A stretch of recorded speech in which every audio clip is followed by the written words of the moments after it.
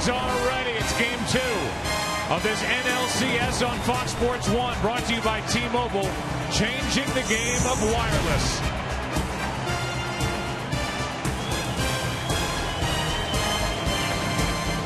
And now welcome inside the broadcast booth, everybody. I'm Joe Buck. Harold and Tom are coming right up. The Giants roll into this game up 1-0. How do they do it? The way they seemingly always do it. Their fans are used to this. A postseason win on the road. They've won 7 straight away from AT&T Park. They know how to win away from San Francisco at this time of year. Last night they did it behind Madison Bumgarner. Tonight they try to do it behind Jake Peavy. This is a very different matchup here in game 2. With Jake Peavy, the veteran right-hander, against a younger guy, another right-hander, Lance Lynn, here in game 2. Yeah, game 1 we saw the aces with real good postseason resumes. Tonight, not so much. Peavy and Lynn making their 7th postseason start. And when you look what they've done as starters in the postseason, guys, that looks more like area codes than ERAs, 7.39 and 5.02. But each of them, I thought, threw the ball well in a division series. It's real simple with each of them. For Lynn, 4-seam fastball, control the airspace at the top of the zone. And for Peavy, that ball not on the corner, but just off the corner of the plate. All right, so that's Tom.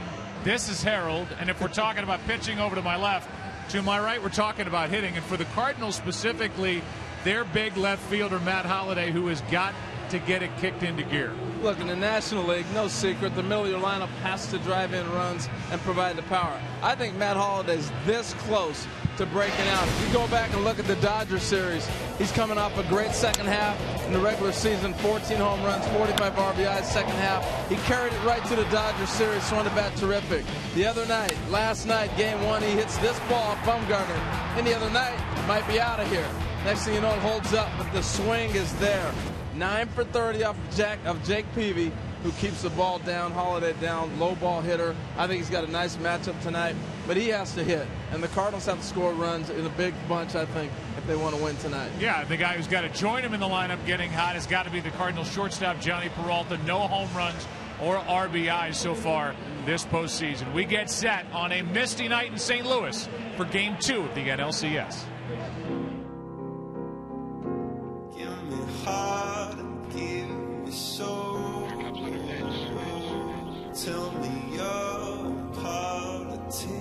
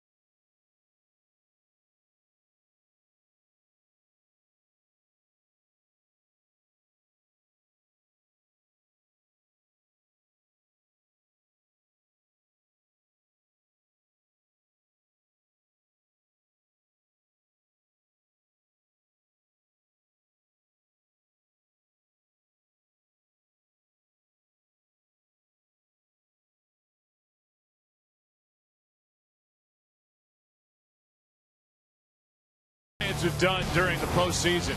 7 straight road victories. And they've won 12 of their last 14 away from AT&T Park. And we'll give you a look at the lineup put together by Bruce Bochy, brought to you by Taco Bell. Sometimes you gotta live Moss. Gregor Blanco leads it off. Joe Panik bats second at second. Buster Posey, he hits third, does the catching. Pablo Sandoval, Hunter Pence, Brandon Belt, Brandon Crawford, Travis Ishikawa, Jake Peavy, Mr. Fired Up. And here comes Lance Lynn, the right-hander. He's been busy in October, as Tom told you. He's making just his 7th career postseason start, but he worked out of the bullpen past few years as well. So he's no stranger to this time of year, and it's easy, guys, to get wrapped up in the job that Adam Wainwright, a 20-game winner, did during the regular season. But don't overlook Lance Lynn, who won 15 games for the 2nd straight year. But look at the ERA, career best 2.74. Well, I like how he competes. He's going to keep him in the game every game. And the thing I like about Lance Lynn as well, Tom, is you throw the numbers out, because he's going to pitch according to the ball game. He's going to battle, and they're going to be in this thing when he's on the mound. Now we got 2 fiery pitchers going tonight. Now Lynn maybe not as demonstrative as Jake Peavy, who is, but he definitely pitches with an edge. Really lives on the fastball. You'll see almost 80% fastballs in this game. Now that's not just 4-seamers, combination of 2-seamers and 4-seamers. But the challenge fastball upstairs, that's his money pitch, his go-to pitch when he's in trouble. When it happens, the opening pitch will be brought to you by Budweiser, the official beer of Major League Baseball. Here's to Budweiser. Here's to baseball. What kind of a night? It's actually warmer here tonight in Game 2. 62 degrees, light rain, little mist has been falling throughout really the entire afternoon. But all in all, for the 12th of October, not a bad night. And with Gregor Blanco walking to the plate, we'll remind you, for coverage of this game in Spanish, please tune to Fox Deportes.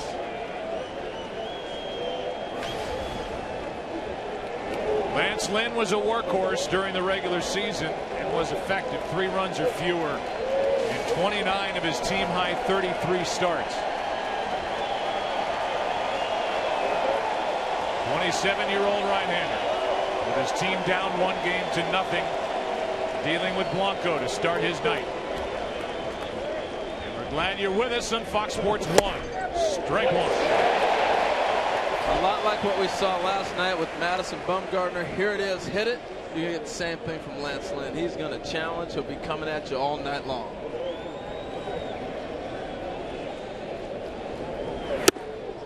That drives Blanco off the plate. A ball and a strike. Rookie Panik will follow, then Buster Posey.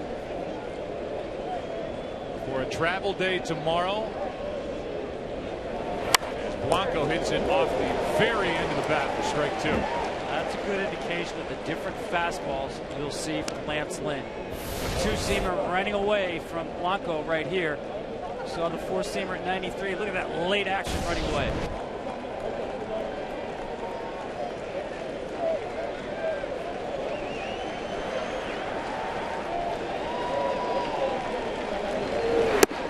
Two and two. That's a good sign for the Giants, because as I said, that's the money pitch for Lance Lynn. Top deck upstairs with 2 strikes. The Giants have to stay off that pitch, stay disciplined. They can get the ball in the zone. He held up, and it's a full count.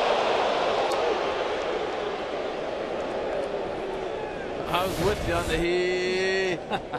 Because that was a tough one to read right there. He went a long ways. Could have gone either way with this call. Greg Gibson said no swing, so a 3-2 count on Blanco leading off. And he flies one into center. Jay back to get it. One away. Well, you know Gibson's at third. Bill Welke is behind the plate tonight. Jerry Davis is the crew chief. He's at first. He'll get the plate in Game 3, which is a daytime game on Tuesday. in San Francisco. Then Mark Carlson at second. Bill Miller is down the left field line, and Phil Cuzzi in right. Paul Emmel is working the replays back in New York, and then he will join the active crew for Game 3. Phil Cuzzi will head to New York. One out, here's Panik. Ball one. Joe last night had a hit in 5 trips.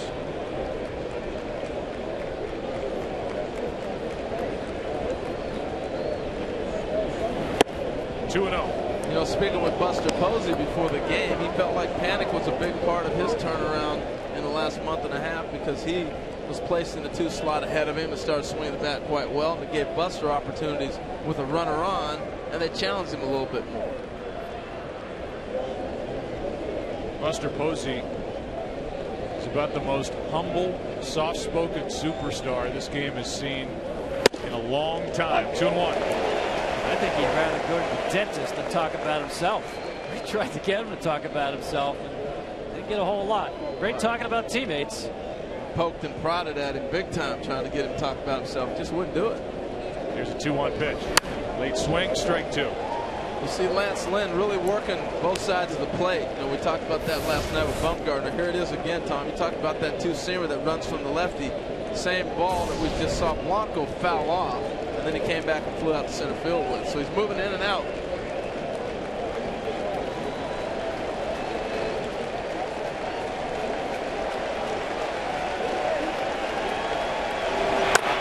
Another late swing. Yeah, but you can see why he's such a good 2-strike hitter, Joe. I mean, he's just letting that ball travel, making sure he's not out in front of an off-speed pitch. He's almost going to hit this one out of Yadi's glove. That 289 batting average with 2 strikes, that's more than 100 points higher than what the average major leaguer hits with 2 strikes.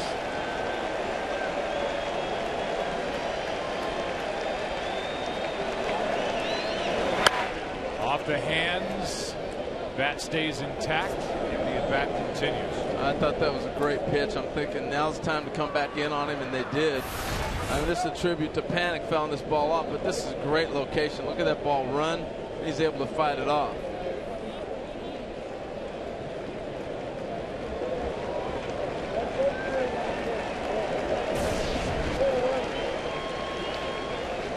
Another 2-2. Hard hit, base hit. Past the diving Colton Wong and into right. And Panik has his second hit of this series. He's on for Posey. So that's what the great hitters do. They foul pitches off until you make a mistake. Look, you hit mistakes with 2 strikes. You fight till you get a pitch to hit. He got a pitch, he hammered it into right. It's beautiful at bat. Got to bring in Buster Posey, who has hit in 7 straight postseason games. Is it just me, Joe, or the Cardinals? They wore different colors. This is a bright white uniform. Well, yeah, yesterday was kind of that off-white, that that dingy yellow. Yeah. Yeah. Okay. Did you say dingy? I think they have a better name for those unis. I'm sorry, but it seemed a little dingy to me. Here's Posey, strike 1. A little problem with the detergent. Something. He's down to get some Tide. Molina caught that foul tip off the bat of Posey somewhere where he was not protected. Posey says, I know how it feels. Looked like it got him in the foot. Right off the edge of the left shoe. Ouch. These guys take a beating. I don't know how they do it. That's why it's even that much more impressive that Posey hit over 350 in the second half at the back end of a long year behind the plate. Although he did get some work at first base with Brandon Belt going through the injuries that he suffered this year. Well, Joe, I think Buster Posey uses his lower half better than any hitter in the big leagues. As a catcher, sometimes he doesn't have his legs underneath him. They had that 18-inning game, but in the postseason, you get these extra days off. That's a strike. It's 1-2. He was telling us he feels good, and I think the break in between the Division Series and the LCS is enough to refresh his legs.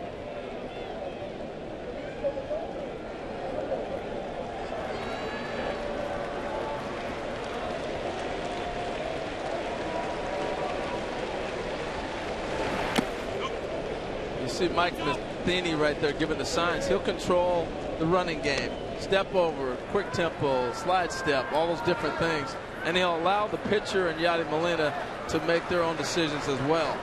But that's why you see all the signs being flashed from him. The interesting part of it is Matheny's a 4-time Gold Glove Award winner as a catcher. And he was the mentor to Yadier Molina when both were players for the Cardinals. Matheny's last year here was in 2004 before he went to the Giants.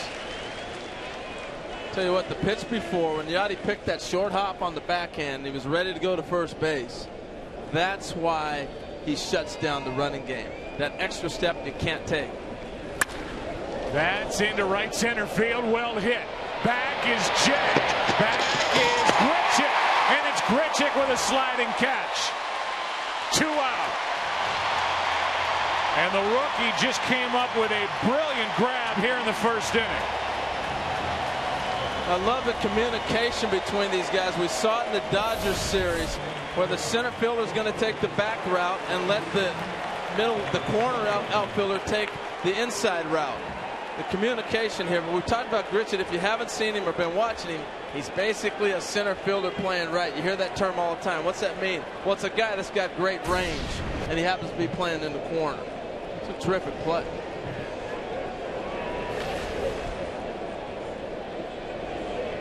Last night almost came up with a ball hit by this man, Pablo Sandoval, into right. Got it in the glove and then lost it going to the ground, and that started a 2-run inning. Here's a tailing pitch for a strike to start the at-bat with Sandoval. Joe, when you gave that weather report to me, this is a night a pitcher and Charles Dickens would love. This is London 1850 with all the mist. You can't even see the arch. Heavy air. I don't expect the ball will carry. 1 ball, 1 strike. And I think that's another reason you challenge. Lance Lynn's basically sitting back challenging. Buster Posey crushed that ball. Very similar to what we saw last night with Matt Holliday. So when you get this kind of air, you're in California, say it's a marine air that's sitting on the ballpark. Challenge. Strike 2. On deck is Penn. Sandoval had a 14-game hitting streak in the postseason. Snap in Game 4, the clincher against the Nationals in the division series. And then he came right back with a 3-hit game in Game 1.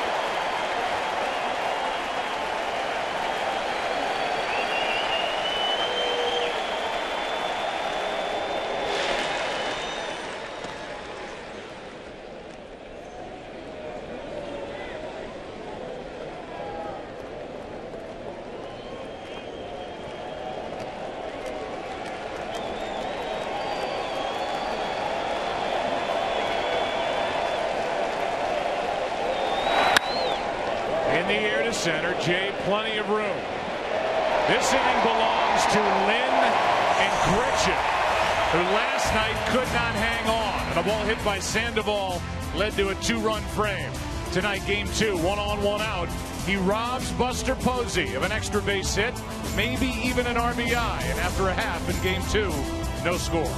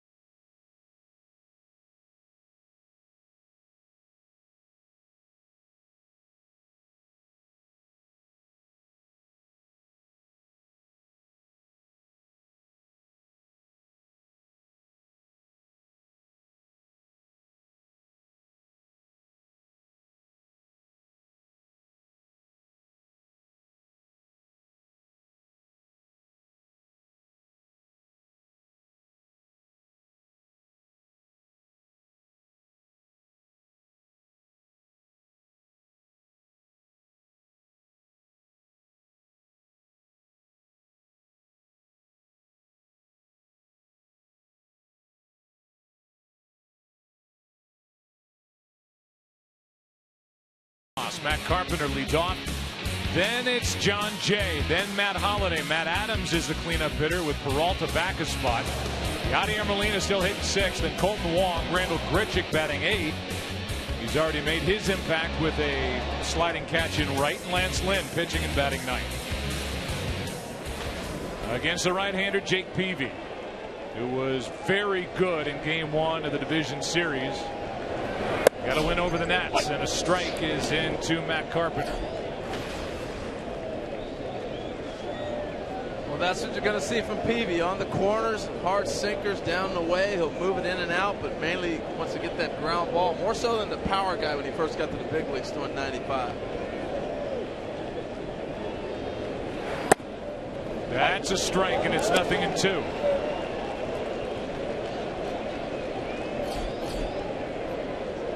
Peavy, the animated right-hander. He's 33 years old. He broke into the big leagues in 2002.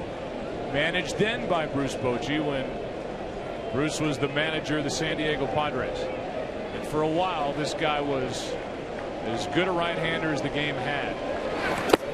It's a long time ago now, and for a guy that was traded midway through last year from the White Sox to Boston, he was traded midway through this year from the Red Sox to the Giants, and then he really took off.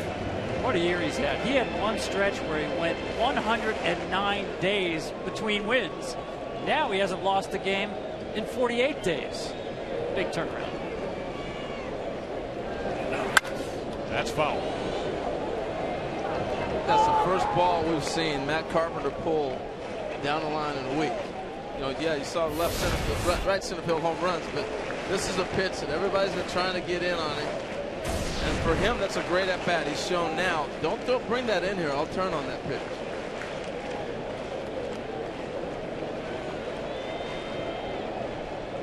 Peavy was 1-9 with Boston.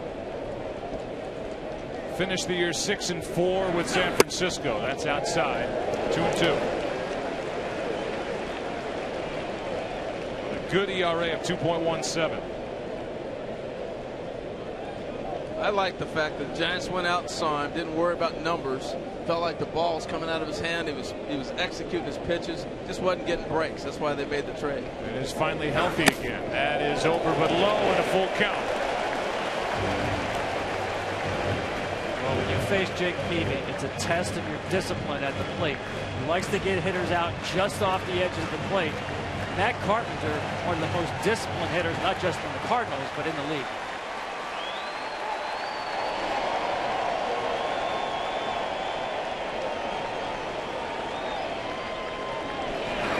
Struck him out.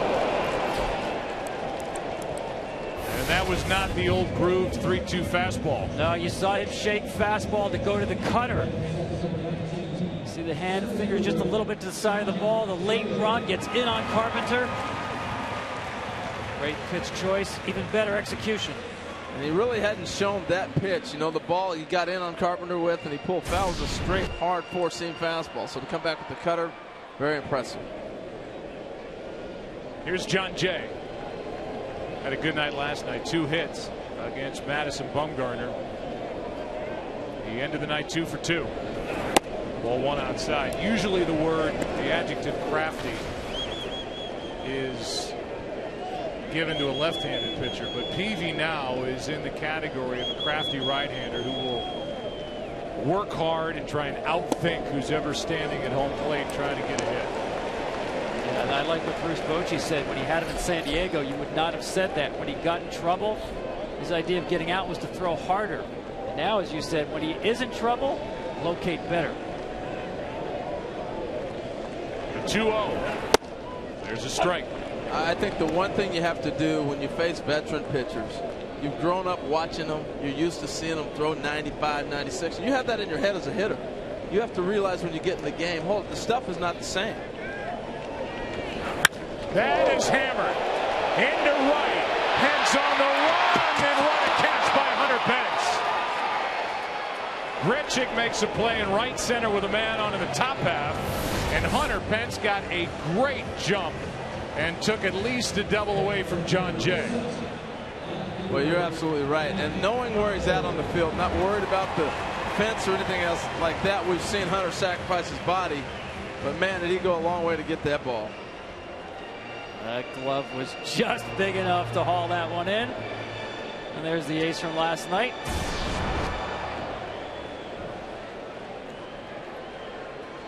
Now with 2 out, nobody on. Here's Matt Holliday. 2 good plays in right here in the first inning.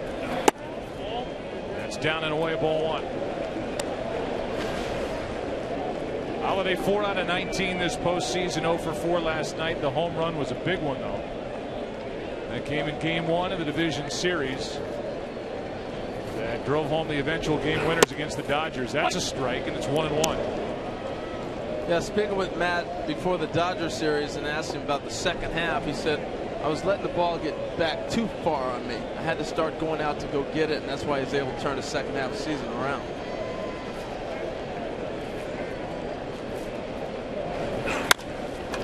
That's to the left of Crawford. One of the best in the game. Brandon Crawford to his left. And the defense backs up Jake Peavy here in the first. It was Benz, then Crawford after 1 in game 2. No score.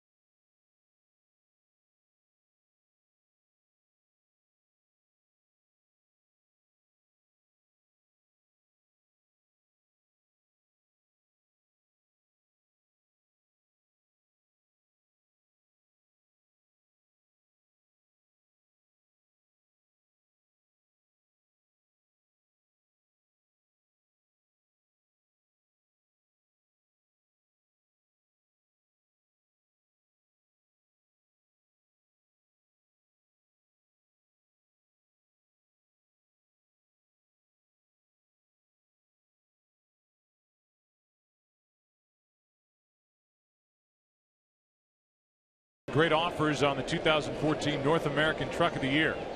Chevy Silverado. Stop by your local Chevy dealer today. Here's Hunter Pence. He made that good play in right. 0 for 3 last night. 6 hits this postseason. Takes a strike. Had a feature before the game with the signs that pop up around the ballpark when Hunter Pence is there. Gets it off the hands, fouls it away, strike 2, and it's something that Pence basically started on his own social media, and it has its origins in a Seinfeld episode. Yeah, he was at lunch in New York and Instagrammed a picture, and that's how it started. Here's the 0-2. You call those capris or Bermuda pants for a baseball player that he wears. His socks go above the knee. Of course, Hunter's got a reason for everything he does. And he slides on his knees, and he thinks with all the scabs on his knees, he's better off with the socks up over the knee. It's up and away, 1-2. Yeah, he started having his pants pulled down there, and because of the strawberries that stick to your pants as you pull that up, the scab, he said, forget it, I'm done pulling the scabs off. That's outside, 2-2. Now, I always wondered, why does he wear only one batting glove? And of course, he had a reason for that. He said when he was a kid back then, you could buy a single batting glove. Now they sell them in pairs. One glove was $5, the pair was $20. Easy decision. He hasn't changed since. Here's a 2-2. Chopped to short. Peralta. One down. More on Hunter Pence, down to Andy Rosenthal. Well, Joe, there is a reason why Pence looks so awkward when he's throwing, and it's because of his body structure. He told us yesterday that he has Scheuermann's disease. That's a spinal disorder that he likely developed as an adolescent. It affects his vertebrae. It can make a person look round-shouldered, and it leaves Pence with no flexibility in his mid-spine. Now, obviously, he's quite functional. Since 2008, only Robinson Cano and Adrian Gonzalez have appeared in more games. Yeah, it's something that they didn't find out, and Pence wasn't even aware of until last September. He signed that contract extension, went through the extensive physical, and they found it. I thought that was fascinating because it's not really a disease. It's more of a condition. It's called a Scheuermann's disease, but it's typically diagnosed in adolescents at the end of their growth spurt. And obviously, he was never diagnosed until, as you said, Joe, signing that $90 million contract extension, they found out. Interesting, Boston Bruins hockey player Milan Lucic, also diagnosed with the same condition. He's kind of known as the Hunter Pence of hockey, not known as a smooth skater, but effective. Good player in the NHL, and Pence has been nothing but good and nothing but dependable in the big leagues, whether it's been with Houston, Philly, or now San Francisco. I mean, he's 162 games again this year. That stunted his growth. We've been watching him in the NBA. This guy's 6'5", about 230. 2-2 on Belt. He's a big dude, man. When you stand next to Hunter Pence, you know it, too. It's like, my goodness, I can't believe how big this guy is. Joe, you were saying he looks like an NFL player. He does.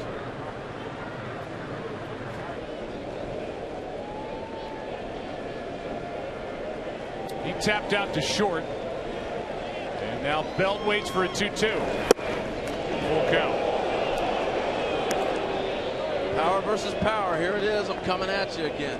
When he got in this situation before, he went to the two-seamer that ran from the lefties. We'll see if he does that here with Brandon Belt.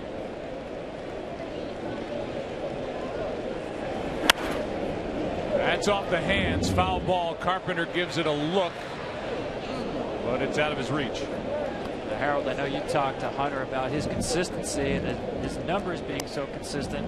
He sort of disagreed with you, but check this out. Consecutive years hitting home runs in the 20s. More than 20, but less than 30. We got two of them right here in the game today. Hunter Pence and Matt Holliday. Only Cal Ripken with more such seasons. That is consistent. All three involved in this postseason. The guy on top of the list is broadcasting for TBS. Yes. 3-2. That's a one-out walk. Guys, we're already picking up on the theme we saw last night when Adam Wainwright threw 27 pitches on 2 strike counts and got 1 swing and miss. The foul ball by Belt buys him another pitch, stays off it inside. The Giants have struck out only 10 times in their last 3 postseason games. And guys, I think that's what makes them such a tough out in the postseason in this day and age. And every year we get a record number of strikeouts. Here's Brandon Crawford, who is 6 for 26 this postseason. That's foul. Oh! I know that Andrelton Simmons of the Atlanta Braves is regarded as the best defensive shortstop in the National League. And he has the ability to make the flashy play that just you can't believe. But as far as consistent ball within range, make the play, make the throw, Brandon Crawford is right there with Simmons in my mind. I agree. I think when they brought him up, they said he has the best hands in our system. Strike two. Just watching him take ground balls is something that you have to witness on a daily basis. I'm not talking about just in the game, but look at him go get this ball, set up, make the throw, the calculation of who's running, all those things come into play. I've always enjoyed watching him. He's got the cannon, he catches everything, makes the play.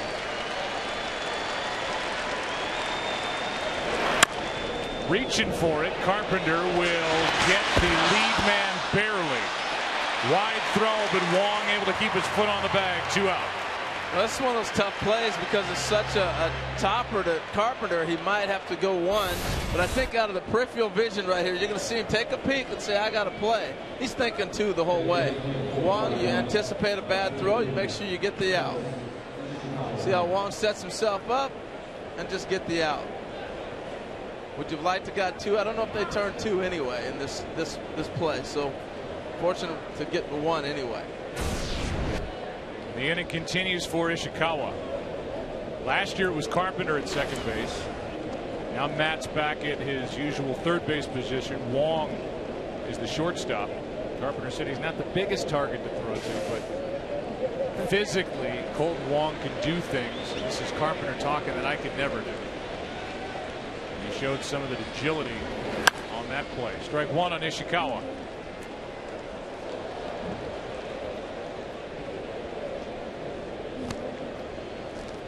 Long road travel for Travis.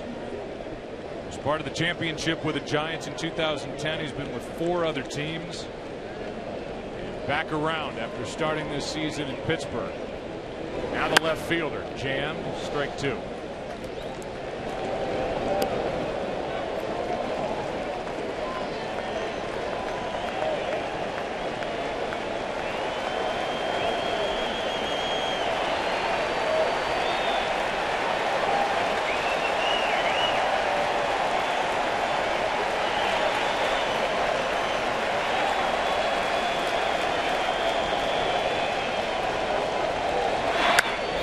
Jammed again. This one is playable into the dugout.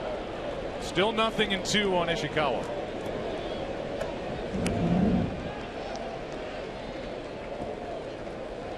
You know, you look at the pitch count for Lance Lynn getting up there, 41 pitches already. But how many breaking balls has he thrown? It is just, here it is, hit it.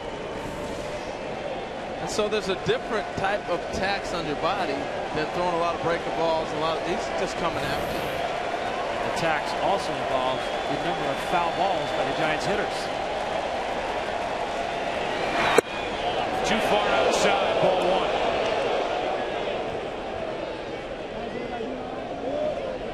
Tom, I thought it was a great point you made about the fact that they don't strike out. 10 strikeouts in the postseason. When you're putting the ball in play that much, it just puts so much pressure on the other team. 10 strikeouts, 10 walks in the last 3 games coming into tonight. A 1-2. Hard hit right at Adams. Inning over. We will see Matt Adams in the bottom of this second. Game 2. Giants up 1-0. That's his biggest swing in his life. The game winner, game 4. The division series. First up in the second.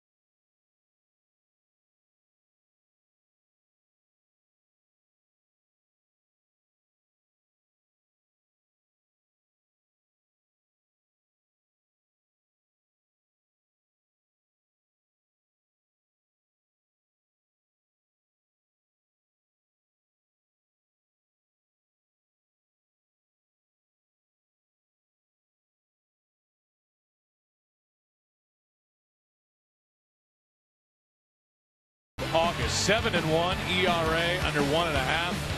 And opponents hitting just .210 against the 33-year-old right-hander, who had a very efficient 14-pitch first inning. And he misses inside to Matt Adams with ball 1.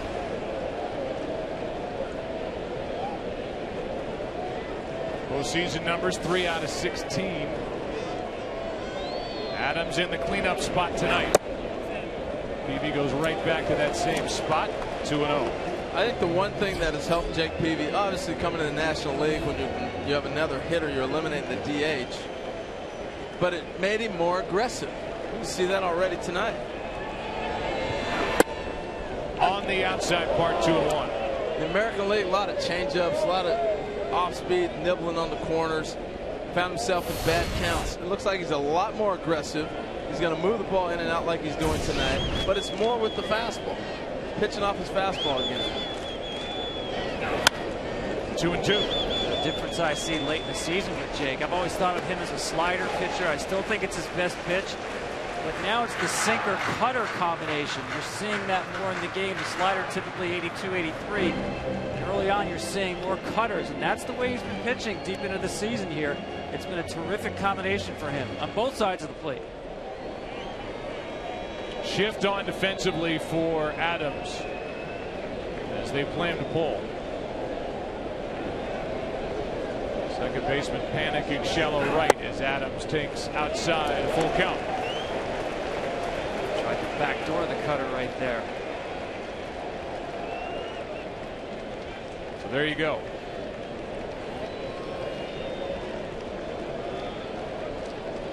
That's how far away they are from their positions. As Adams fouls one left side, it will drop untouched. I always found it interesting how you have the third baseman playing in the shortstop position. For that ball right there, if you have a shortstop that runs a little bit better, not on that ball in particular, but a ball that stays in, he's going to get to it before the third baseman is. I don't care if it's Sandoval or whoever you got at third base. Your shortstop's obviously going to be a little more fleet of foot. 3-2 pitch, another foul.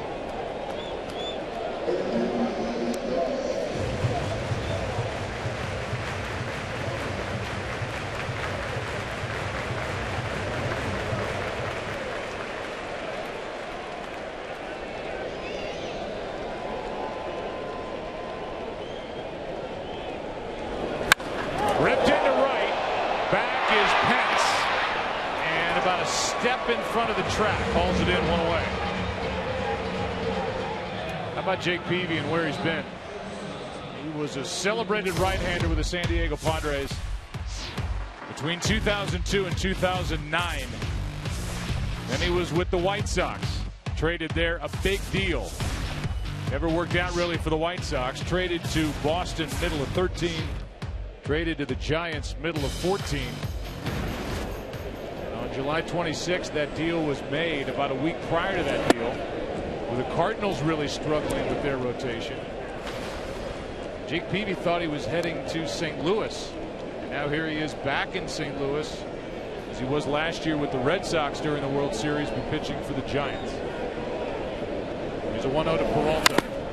Strike one. Yeah, that worked okay in Boston for him last year, right? For the World Championship. And then what did he do? He bought one of those duck boats after the parade, amphibious vehicle. You know where I'm going now. If the Giants should happen to win the World Series. Is the duck boat going in the pond out there? Not the duck boat, preferred mode of transportation in San Francisco. Cable car. With one out, nobody on. 1-1 is down and away, 2-1. Okay. Look at him talking to himself, man. Come on, Jake.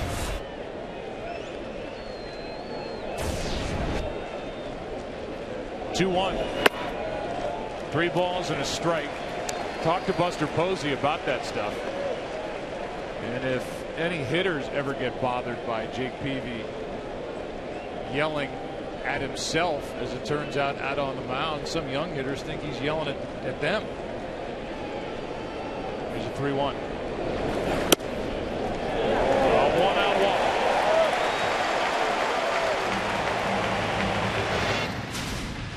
Here are the reactions. He's not understated. He's into it, no doubt.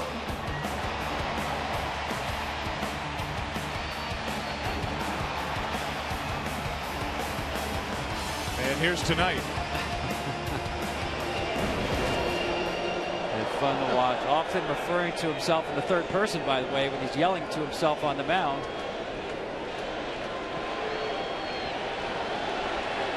Cardinals have their first base runner of the night. Here's Molina. They have another base runner. Base hit left field. And it's 2 on, 1 out. I was going to say, guys, a lot of attention we're giving Jake Peavy right now, but the Cardinals are putting together some good at-bats. They may not have the results yet. Here's the first one, really, where you're going to get the base hit and you see it on a cutter. But they're processing the information. Adams deep in the count. Carpenter deep in the count. We watched Holiday hit a ball up the middle that Crawford made a great play on. They're gathering great information and great data. They're making an attack right now. With his different look to the lineup, it's Colton Wong in the number 7 spot with Grichuk, the rookie right-handed hitting outfielder, on deck. Here's Wong.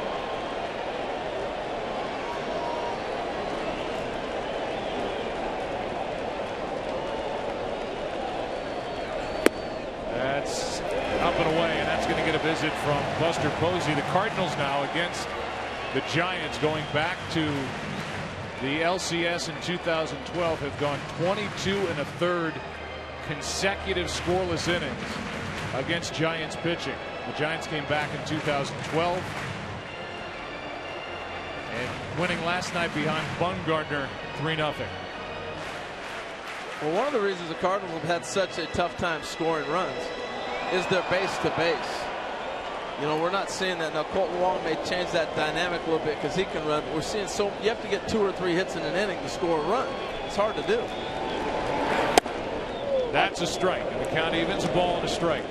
And that was a great layoff by Colton Wong. This is a double play ball to the shortstop right here. He swings and hits that ball. It's right where PV wants it. You're playing right into his game. That's a ground ball to short.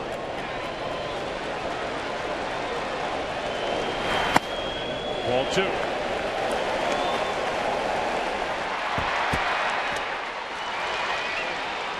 Yeah, he's seeing the ball well right now. And a few changeups you'll see from Jake Peavy trying to get him to roll over on that. And again, Colton Wong says no thanks.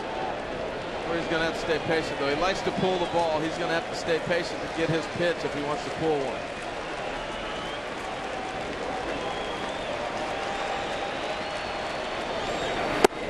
Staying away. The count 3-1.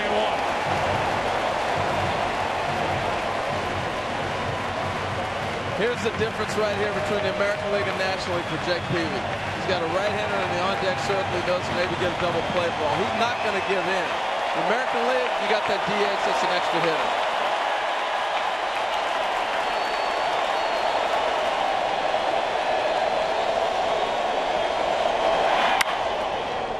Full count. After Grichuk, it's the pitcher Lance Lynn, who in a series that features 2 pitching staffs that know how to hit. Lance Lynn is not on that list. 4 out of 60 during the regular season. And Jake's well aware of that. I think the advantage here is his experience. And you understand, Tom, you talked about the bullpen for the Giants. They're all rested. They're ready to go. So he's making sure minimize damage right now early in the game. 2 on, 1 out. 3-2 pitch, runners go. And a fly ball into center will be handled by Blanco, and the runners have to return. That's a big out for Jake Peavy after falling behind Wong 3-1. He came back and got it. Yeah, and Colton Wong got to a pitch that he could handle. Got the cutter in the fat part of the plate. Just got under it. You see, there were so many pitches away. His first approach was to step to shoot a ball left field. And the ball cut back in on him. That's why he wasn't able to get the head out. But how about the Cardinals running right there? Little change of pace. Put some pressure on them. We got to create some offense. Here's Grichuk. Just 3 out of 20 with 8 strikeouts this postseason. 0 for 4 last night. batting in the number 8 spot. Situation where you can't get feet on a pitch in the strike zone.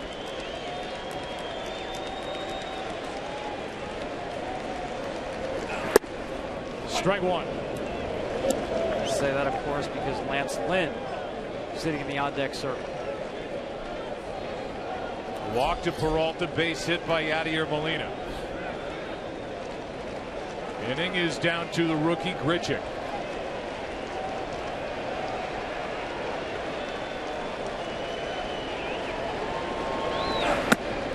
One ball, one strike. And you know what's interesting too, Joe, about Jake is that he started in the National League. A lot of times it takes pitchers. I remember talking to John Lackey about this. It took a little while to realize, hey, I'm in the American League. I can pitch around guys a little bit. You know, where in the National League, when you come up with that mindset, it's always there. So Jake, to go back, he understands that. Here's a 1-1. 2-1. And right now, it's you want Grichuk to swing a bad ball or go after the pitcher with the bases loaded. I want him to expand a little bit. Don't want to chase a bad pitch. If it's on the edges of the plate, even if it's a ball, take the shot instead of passing the baton to Lance Lynn. Great point.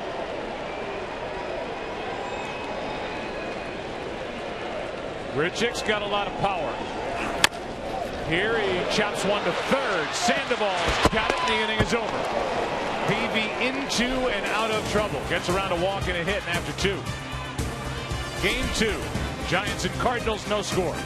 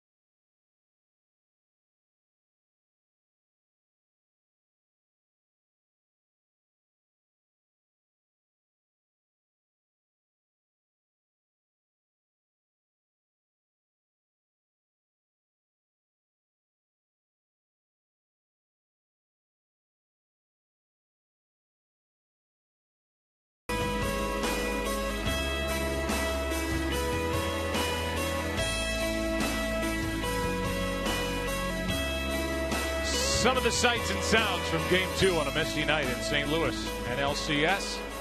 Giants are leading this best of 7, 1-0. Jake Peavy first up against Lance Lynn. Strike one. Lynn gave up a one-out single in the first inning, a one-out walk in the second. Peavy got into and out of trouble in the bottom of the second. That's on the outside corner. And the count is 0-2. We're going to visit live with Madison Bumgarner, last night's starter and winner. How you guys doing? We're doing good, man. Good. The road dominator's on down there. Here's a foul. Straight back. Our interview with Madison brought to you by DirecTV. And I mean, it's not routine. It's the postseason. But, man, you're good. You're lethal away from San Francisco. Oh, man. How do you do it? You know what? It's just it's funny. It's worked out that way. You know, for whatever reason, we've had a lot of success on the road. You know, the last few times in the postseason. You know, it's tough to explain, but you know, I'll sure take it. Yeah, and you get the ball in this game one. You know, and tonight it's Peavy who just grounded out to short. He knows that if you stumble at all, you've got a good bullpen. We came on the air talking about your guys down in the pen. Your pitching staff, top to bottom, is about as good as there is in the postseason right now. Absolutely, you know, I agree with that 100%. You know, we're out there and we get in a tough spot. You know, there's no reason for us to give in and try to give somebody something to hit. You know, we know we got guys behind us that can come in and get the job done for us. Here's Blanco at the plate. Gregor fly to center, his first time, ball one. You know, Madison, we're watching Lance Lynn attacking the hitters, and you did that last night as well. Is that part of the mindset in this postseason to be aggressive like that? Well, you know, I mean, for me, you know, I don't ever go out there with the thought of getting behind in the count. So I'm trying to get ahead. You know, with whatever we're doing, you know, it don't always have to be fastballs, but whatever you're throwing, you want to get ahead and try to make good pitches, and that's really it. You know, just for me, you know, my command's been pretty good this postseason, so we've been able to do that. Well, Madison, you talked about not giving in. How about Jake Peavy and the way he negotiated through trouble there in the second inning? Yeah, he's been outstanding for us. You know, since we made the trade for him, and you know, I'm happy to see him back out here pitching well, and I'm glad he's a part of our rotation right now. He's been huge for us. I know you're a good, honest Southern boy from North Carolina. Tonight's starter, Jake Peavy from Alabama. So if you're a good, honest guy, here's a little flare into right. Here's Wong going back and can't get to it. And Blanco is on with one out here in the third inning. I'll get to my question in a moment. You'd like to see Gregor Blanco get hot, Madison, and get something going here at the top of your lineup. Absolutely, we got to get him going. He's been big for us all year. You know, we all know how good he can play defense, but he can swing the bat a little bit too. And when we have him on the base path, you know, that's big for us. You know, with his speed and everything. My question was going to be, did you balk last night? I mean, can you just say it? You know what? At the time, I really didn't think I did, but I went back and seen it. And you know, sure enough did. But okay. I mean, you know, that's tough. That's tough to see. There's a lot going on. Yeah. And you know, it's okay to admit it. That's all right. That's an honest ball player right there. That's all right. Yeah. At the time, though, I really didn't think I did. I might have had a problem if they would have called one. But you know, looking back, sure enough, it was you know, there was a little movement with the front leg before I stepped back. 1 on, 1 out. The batter is Panik. How about this kid? I mean, he's come up. Boy, did you need Joe Panik to fill a role both defensively and in your lineup. We sure did. We needed a second baseman pretty badly there. We have a lot of guys contributing, but not really nobody that you know, just to step up and say this is their job. And we called him up, and he's been unbelievable for us. You know, he's down there and play well. You know, he's been huge for us. We wouldn't be here without him. There's no question about that. Hey, man, thanks for your time tonight. Congrats on doing it again last night in game one. Thanks, guys. That's Madison Bumgarner. This game, too, goes into the bottom of the third inning. Lynn's doing his part. No score. Giants and Cards.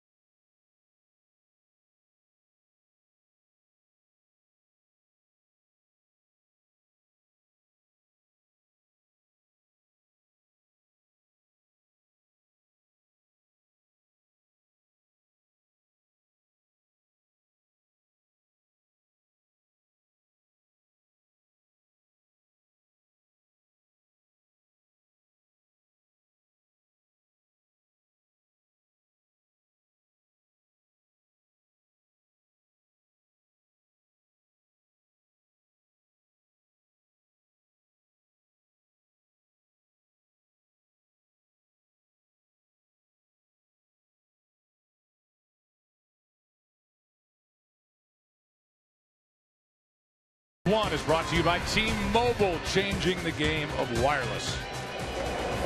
Pitcher on pitcher here in the third inning, as it was in the top half to start it. Lance Lynn first up. 4 out of 60 during the regular season. 0 for 2 in the division series start he made out in Los Angeles a week ago last night. Strike 1. You know, some guys look like they can hit. Lance Lynn looks like he can hit. And then all of a sudden you go, hold on, what? What were those numbers? Here's the 0-1. 4 out of 60. I'm still fascinated by this, guys. In the minor leagues, he got 77 plate appearances. He hit .065. In the major leagues, he's got 206 plate appearances. He's hitting .065. He's an .065 hitter, I think. He is. Even though he looks like a .265 hitter. Here's the 0-2. It's just not that easy to hit, well, really at any level if you're me, but at this level, I mean, look at the run from Jake Peavy. That ball had a little tailing action to it. Well, right now, some batting instructors, well, he collapses his backside and try, you know, just like, look, just let him swing the bat, maybe he'll catch up to one. Right. Oh, well. So back to the top, and here is Matt Carpenter, who struck out. And I think now's when it gets interesting for the Cardinals. You know, they've had great at-bats. They've seen a lot of pitches. Let's see if they get something going offensively. Hit a couple of balls hard, John Jay, in the first inning. And then the ball hit by Matt Adams leading off the second. That's a strike. Again, welcome back to the National League, Jake Peavy, where you start the inning essentially with an automatic out, turned it into a 2-out inning. Pitchers against Peavy since the trade, 2 for 20, batting 100. Thanks for the out. 1 out, nobody on, the 0-1. Breaking ball drops low. Cardinals' last 11 runs in that divisional series, and obviously carries through till now, have come on home runs. Something the Cardinals obviously didn't do for Mike Matheny during the regular year. They hit only 105, the fewest in the National League. Carpenter had 3 of them in the division series, 3 of the 7 the Cardinals hit. Well, you got to really get into one tonight. You know, we've seen a couple balls hit hard already that just have not carried out of this ballpark.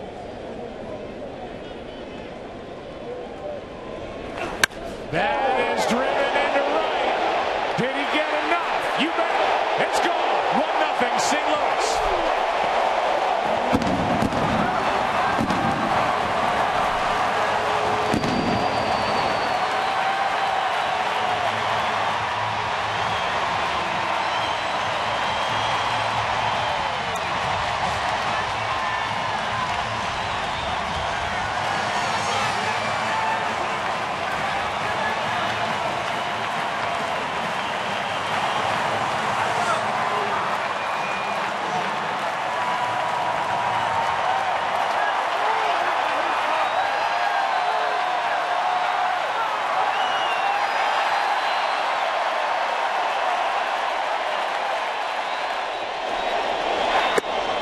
Strike 1 to Jay.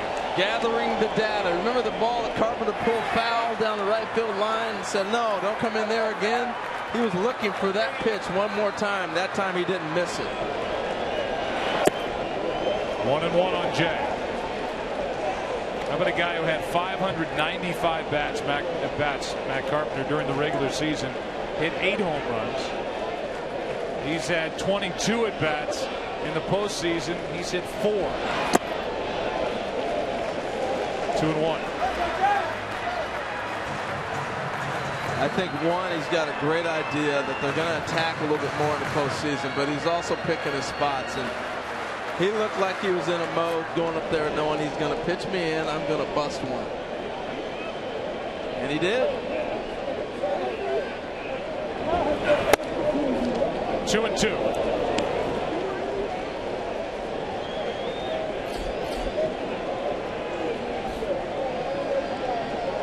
Peavy gave up only 3 home runs after he joined the Giants on the 26th.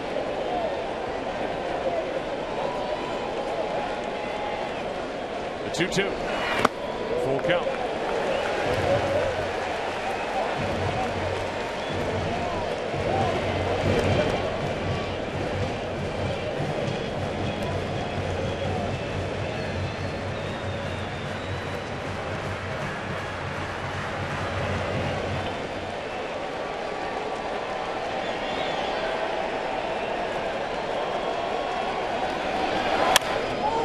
to the right side. Belt flips. 2 out. Well, there's no question what Jake Peavy wanted to throw. He told Buster Posey, watch this, fastball. Carpenter had his head down at that moment, but it's a fastball that stays up and over the plate. There's some pitchers who'd like to do that. They'll look at the batter. Curt Schilling was known for that. Looking away instead of waiting for the sign and shaking through. Tell the catcher what you want to throw. I'm not sure if anybody else picked up on that in the Cardinal dugout. He made it clear he wanted to go with a fastball. Matt Carpenter was ready.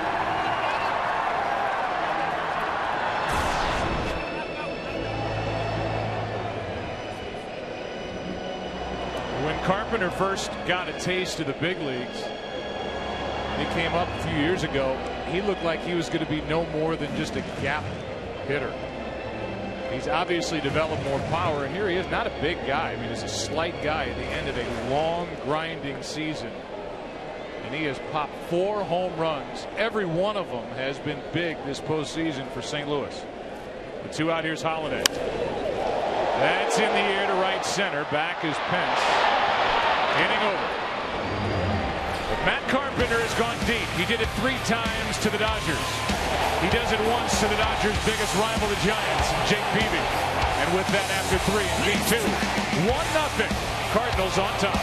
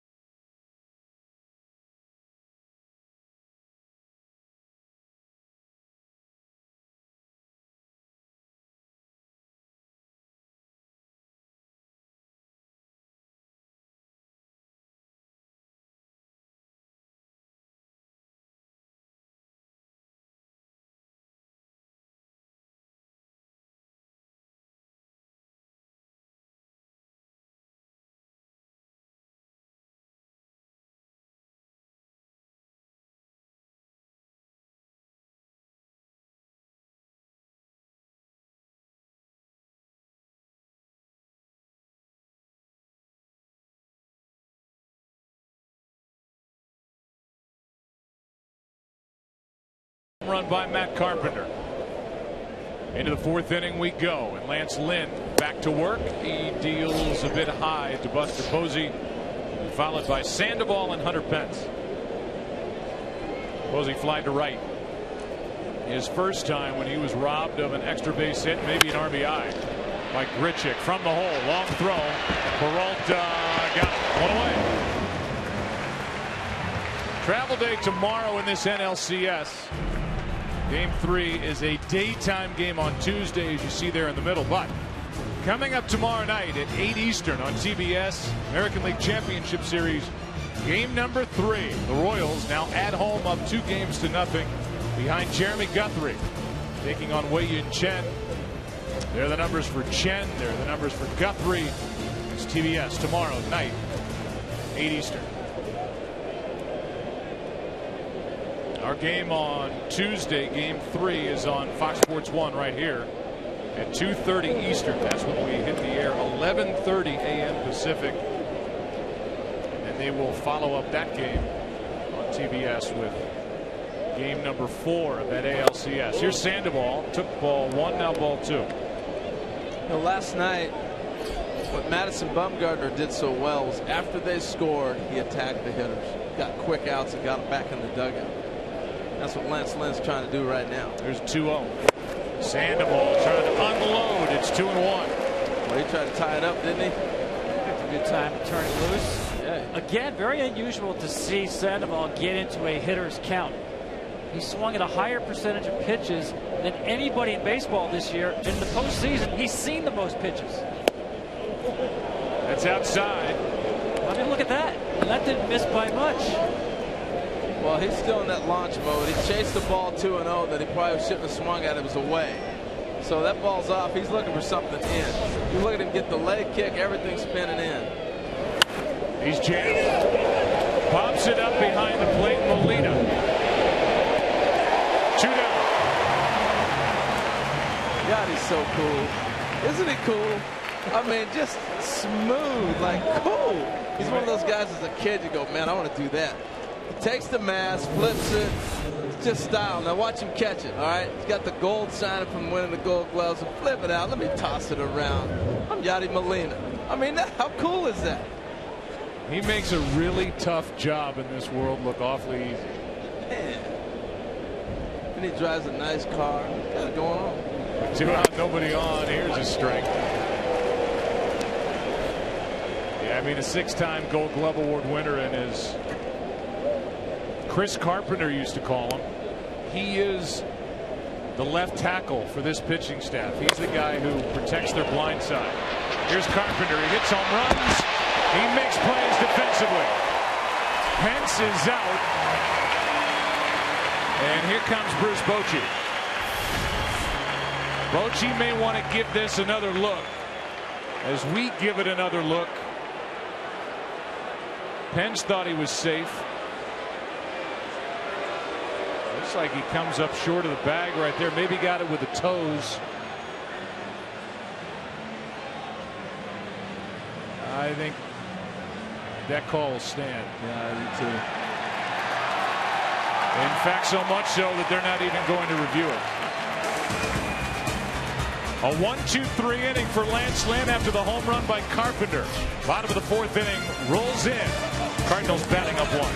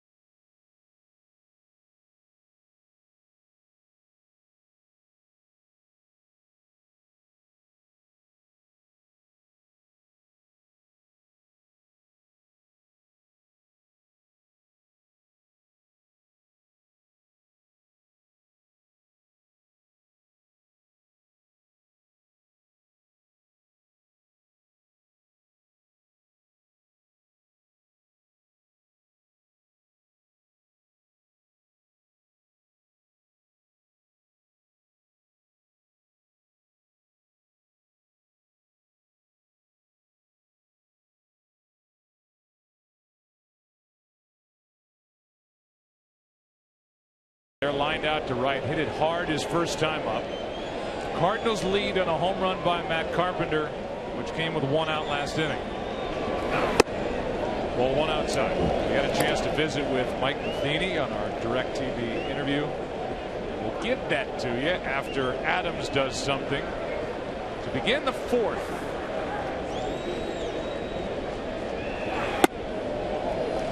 Two and 0.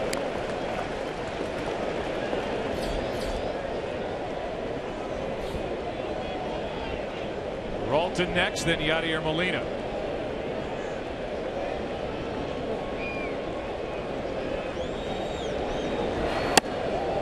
That's ball 3.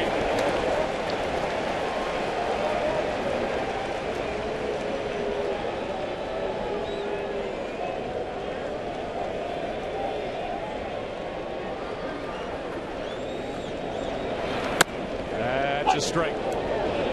3-1. Pitch looked like a little cut fastball, gets the corner. He's thrown a few changeups, but most of his pitches in the window of 87 and 91 miles an hour. That's foul. So a full count. The first question when we get to the interview with Mike Matheny was about his starter tonight. Lance Lynn, who has looked good and been in attack mode since the beginning.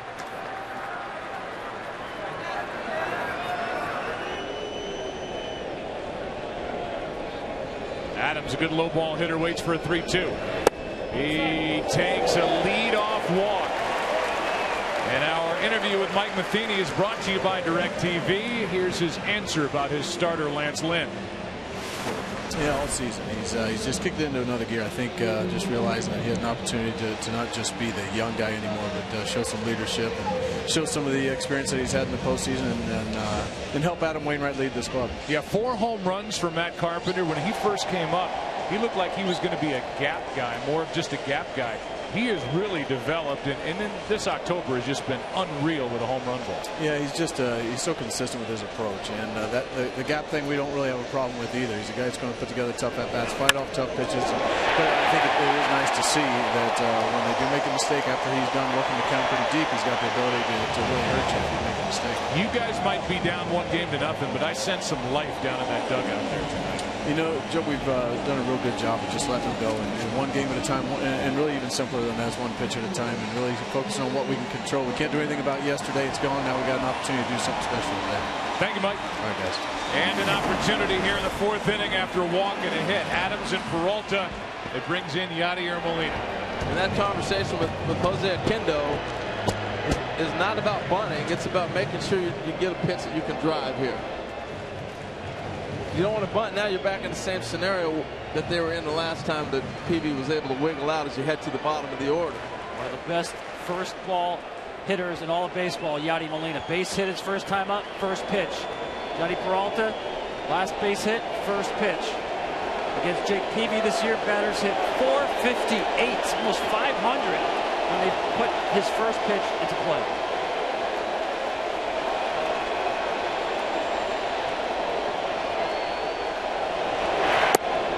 Shows bunt and takes a ball. Shocker to me. And now Molina stares intently down at Jose Oquendo, Cardinals third base coach. Let's move the defense. They're in on the corners now for the Giants. And the bunt is a good one. First, and the runners advance to second and third on a bunt by Yadier Molina. Well, if there was a conversation, the conversation was real simple. Make sure the third baseman fields it. When you have this situation, first and second, and you got a force, you make him have to come get it. And that's what Yadi did. He set his angle, bunted it to the third baseman, took his time down to first, did his job. There's the angle you're talking about. Now, Yadi Molina, since he came back from that torn thumb ligament, has not hit for power. He's still one of your better RBI guys. And you see now the intentional walk to Wong, which means now you just bunted up for your 8 and 9 hitters. Which is what caught you, Harold, by surprise. It did me. And I'm assuming you, Tom, that they bunt with Molina with a rookie Wong on deck. They're going to walk Colton Wong, and it's up to Randal Grichuk with the bases loaded, 1 out. I mean, this is playing into, to repeat myself, what he did a couple innings ago, where he's able to wiggle out. You're looking for the opportunity to get that double play ball that might get you out of it. It also shows a lot of confidence in Randal Grichuk. You got to understand they're going to go ahead and bunt and intentionally walk and force the bases loaded. That for Yadier Molina was his first career sacrifice bunt in the postseason. And it sets it up after the walk for Randal Grichuk, who runs pretty good. The only thing I can think of is that the Cardinals have not scored runs. They're going to try to force it. See what they can do. Bit of a surprise play, but here we go.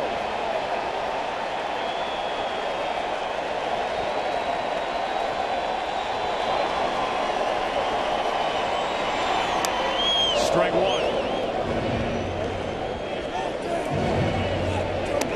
Let's just say this. There was nobody in the Giants dugout,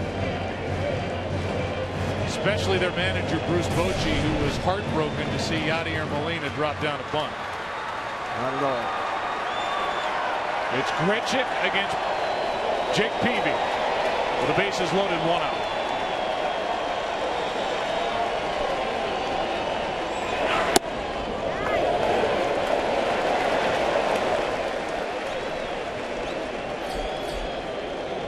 Lynn, the pitcher, on deck.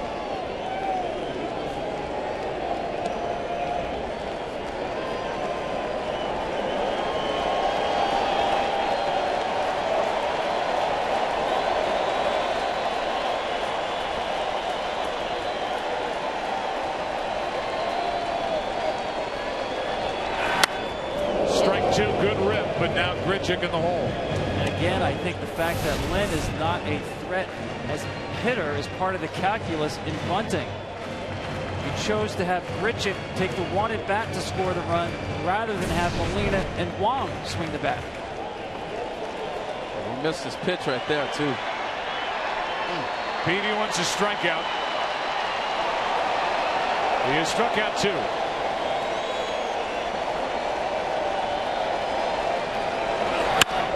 Into left, a base hit. Everybody moves up 90 feet. It's 2-0.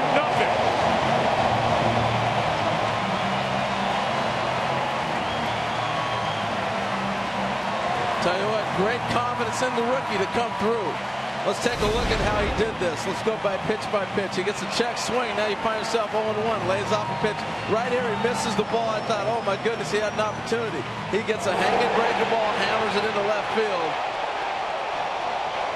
And that's how they score the run. I thought Peavy might come back with another sinker, looking to get the double play ball. He got him a breaking pitch. That's the one ball you can get in the air. So that would be the mistake they made here. And we got Righetti at the mound. So he goes out to talk while Javier Lopez, the left-hander, gets loose.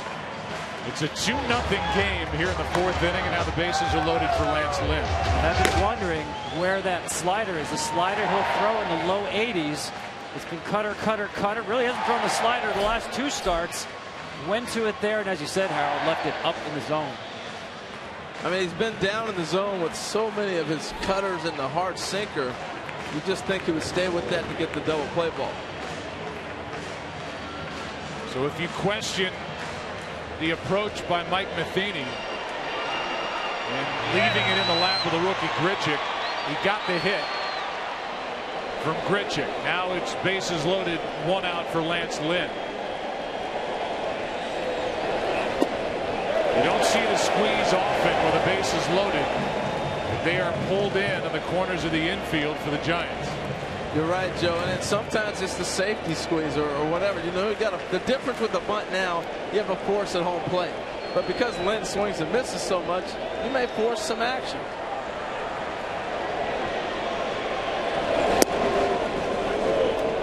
One ball, 1 strike. The lead runner is Peralta at third. We'll keep an eye on him as Lance Lynn climbs back into the box. On deck is the red-hot Matt Carpenter. be honest with you here, a strikeout is not a bad result for St. Louis. Don't want a ground ball double play with Matt Carpenter on deck. Ball 2. Carpenter being on deck is why Javier Lopez is up in the San Francisco bullpen. We're only in the 4th inning, but Lopez is getting ready for Carpenter.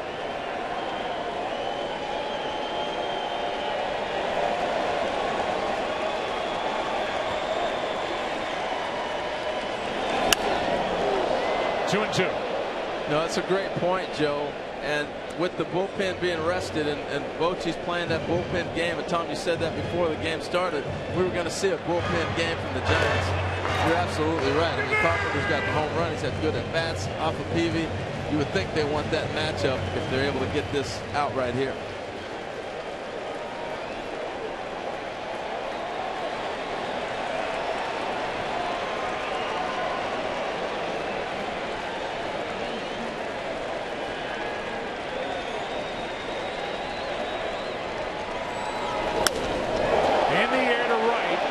Pence will come up ready to throw. Peralta tags, and they will hold the runner at third. Yeah, as soon as that ball went in the air, you're thinking, no way with Carpenter coming to the plate. And here's a reason why. So smart. We talked about the at-bats early. First inning, this is the ball he pulled foul. And after he was able to show, hey, don't come in there again. Everything's been away. He's looking for a ball in to ambush, and if you come back in again, he got it. And that was the home run ball. And now he's going to have an opportunity to face Peavy with the bases loaded. And I thought for sure Lopez would be coming in right here to go get Carpenter. Well, I mean, the game could be on the line right now. And Bruce Bochy told us prior to game 1, I'll go to Javier Lopez in a key spot against a left-hander no matter what inning it is. Lopez is ready. He's left in the bullpen. And it's Carpenter against Peavy for the 3rd time.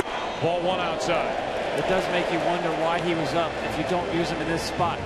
Because now you can bring him into a game with 2 outs, runners moving on a hit to the outfield. A 4-0 game rather than a higher leverage spot. And you got 2 lefties. Let's just say he happens to walk Carpenter. You got another left-hander to face. I don't know.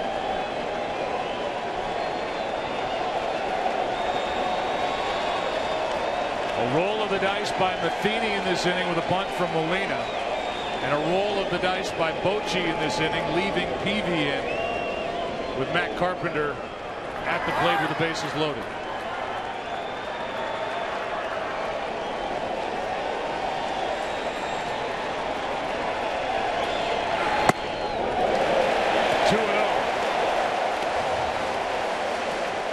Why you love it, though, Joe, the second guessing. The managers always know their players and personnel better than we do.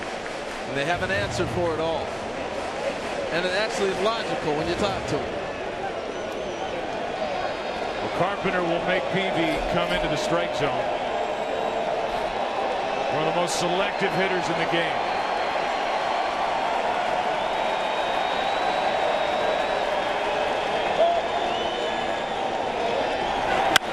Got under it, pops it up. Into center field. Out is Crawford, in Blanco. And the Cardinals leave the bases loaded. And the roll of the dice by each manager pays off. Matheny got the hit from Grichuk. Bochy stayed with Peavy. He gets out of the inning, allowing only 1 run. 2-0 after 4 in game 2.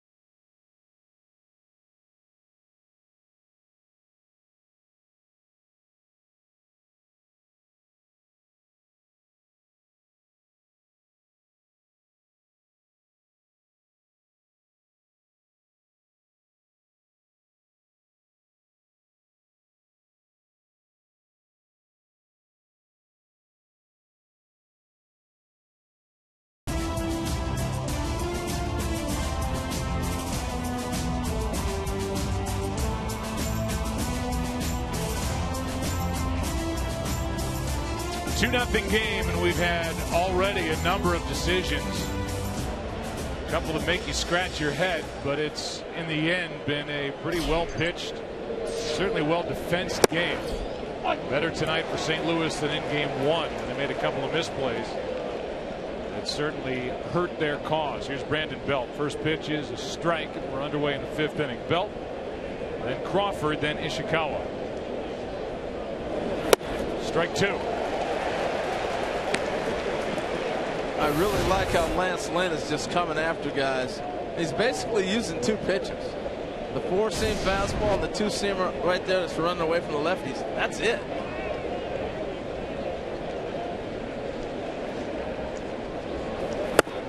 That just missed. Ball 1. Mike Matheny will tell you Lance Lynn has really grown up. His demeanor on the mound and not letting calls or plays that have gone against him have a snowball effect as he gives up a leadoff base hit to Belt to start this 5th. That's been part of the maturation process. And here he is leading 2-0 with his team down 1-0, giving up the hit. And here we go again. 2 games here in the NLCS. Cardinal pitchers have thrown 71 pitches with 2 strikes and gotten 2 swings and misses. I'm not counting the swing through bunt by Madison Bumgarner. I mean, this is just terrific hitting. Even when they're making outs, the Giants are making the Cardinal pitchers work. You got Crawford digging in, Ishikawa on deck, and then the pitcher spot. And with that, there's action for the Giants in their bullpen.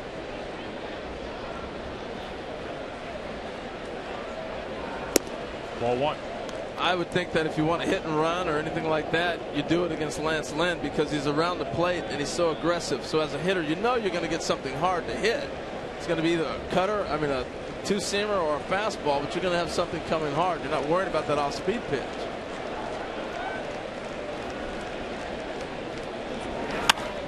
Crawford pops it up, got under it. Colton Wong is there. 1 on, 1 out.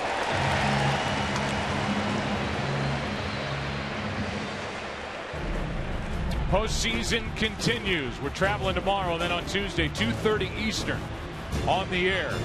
That is 11:30 West Coast time. Cardinals and Giants game 3 from AT&T Park in a matchup of John Lackey and Tim Hudson, who for the first time in his long, terrific career is past the division series round. Lackey knows how to pitch in the postseason. He's 1-0. He was great in game 3 against the Dodgers division series. Here's Ishikawa. Strike 1. By the way, coverage on Tuesday is on Fox Sports 1 and streaming live on Fox Sports Go.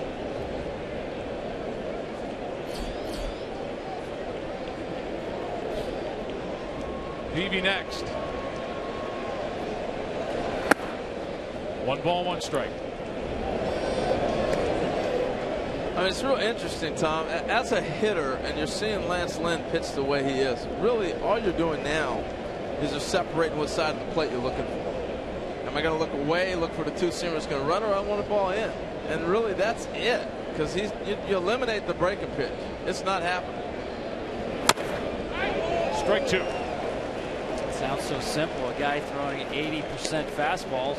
Why don't they time it? Well, as you said, 2 different fastballs, the 2-seamer and the 4-seamer, and he's got that 3/4 release where that, especially that 4-seam fastball, there's not the angle, the downward tilt to it, but instead it just stays on plane and he gets swings and misses at the top of the zone. And once again, Giants in a 2-strike count.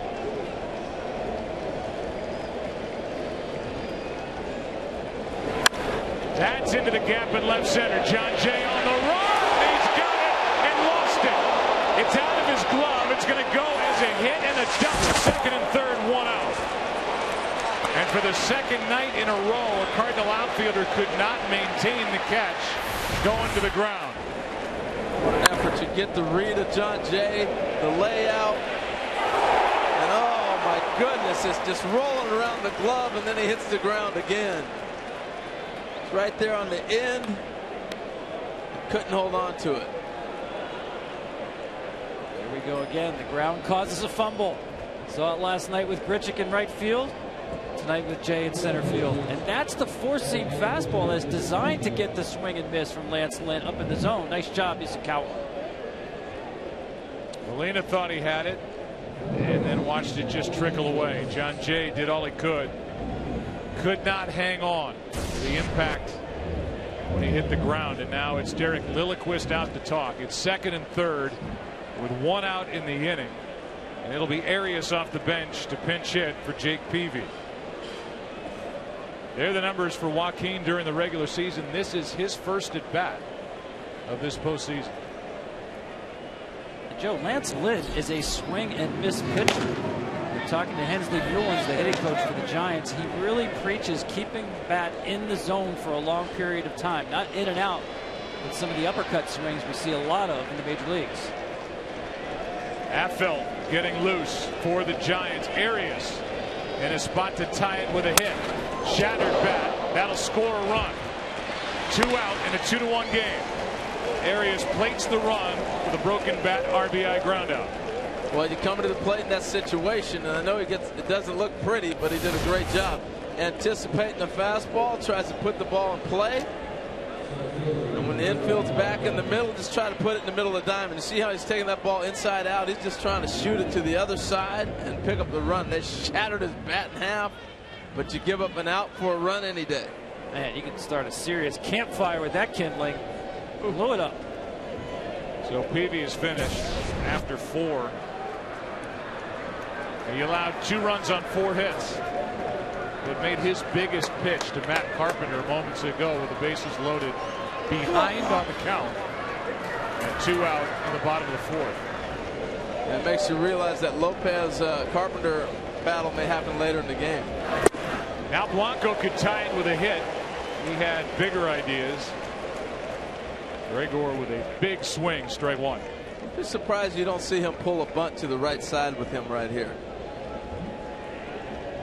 Challenge them on the right side to field it clean and get him before that run scored. Twice this year he has bunted with a runner on third and got the runner in. Right side's back. Carpenter even with a bag at third. That's inside, a ball and a strike.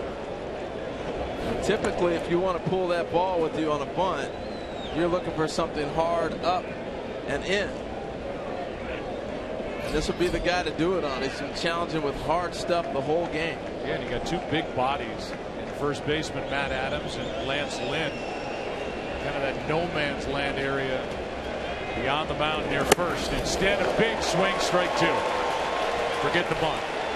Yep. The foot race is over. Now it's an arms race with Lance Lynn bringing some heat. There's the swing and miss fastball from Lance Lynn. Perfectly located above the heads.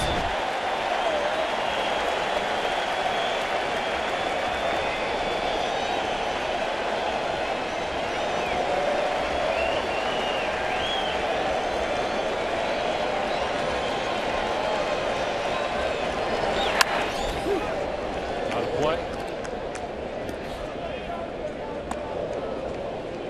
I cannot remember a guy throwing this many fastballs. It's impressive. Only Bartolo Colon threw a higher percentage of fastballs this year, and Colon really primarily, almost exclusively, a 2-seam guy. Lance Lynn with both fastballs. Got to believe he's got to stay upstairs a little bit higher than on the 2-strike swing and miss. Tying run at third, 2 out. 2-2. Can the Cardinals find a 2-strike swing and miss?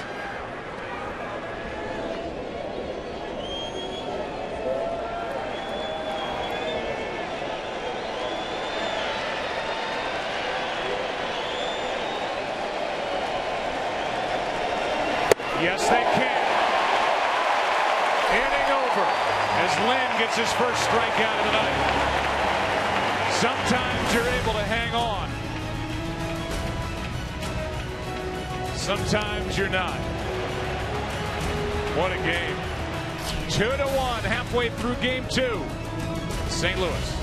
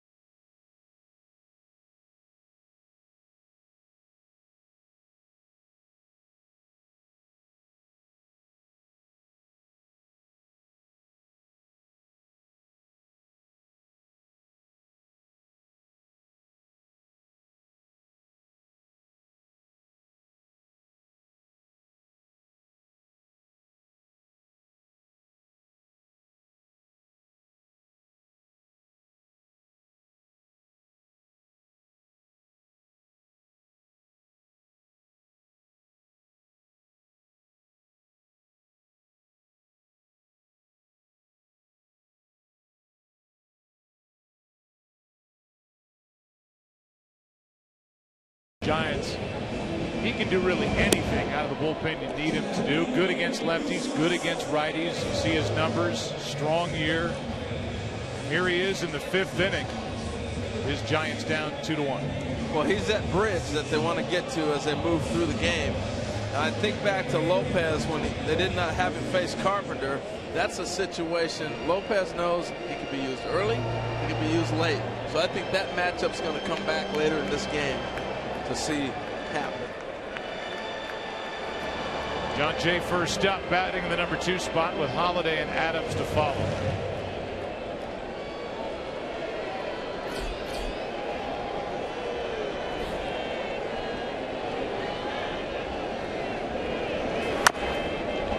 That's strike 1. Crucial. That was the word Bruce Bochy used in talking about Jeremy Affeld's role in this series. Why? Because you bring him into a game, as you said, Joe, he's so nasty against both lefties and righties. It doesn't matter where you are in the lineup, and he can get you multiple outs. Don't need to match up lefty on lefty with Affeld with a good sinker, very good curveball. Big swing by Jay in the count 0-2. 2 nights in a row, Buster Posey taking one off the mask. John Jay's again trying to shoot this ball by the 3rd baseman. That's why the late swing. Buster pays for it. That hockey-style catcher's mask is supposed to deflect those foul tips. That was straight on. A few of those. Mercy. To the right side, that's Panic. 1 away. Batter will be Holliday. Where will you be the next time history is made? Be there for all of the action in 2015. Go to MLB.com/season tickets to reserve your seat today. Don't forget, fans, you can follow the postseason with MLB.com at Bat, the #1 app for live baseball. You will be connected with every pitch with highlights, replay reviews, scores, live radio broadcasts, and more. Get the At Bat app for your smartphone or tablet. Holliday 0 for 2, and so far in the postseason, 4 out of 21. Left side from the hole, Crawford. Long throw, got it with a nice dig at the other end by Brandon Belt.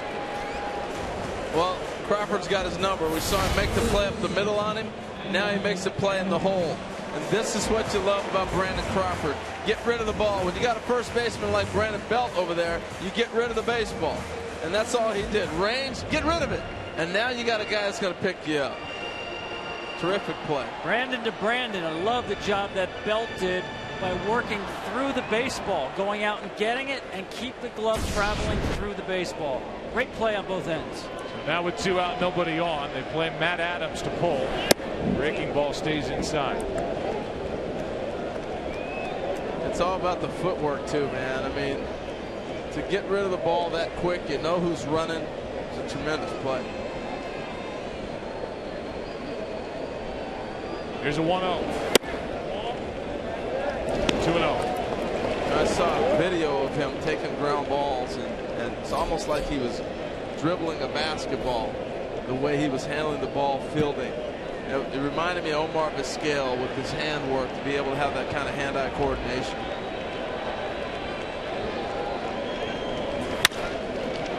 Right into the defense, right to the aforementioned Crawford, and a quick and easy first inning of work for Affeld. Good game. 6th inning rolls in. Game 2. St. Louis on top, 2-1.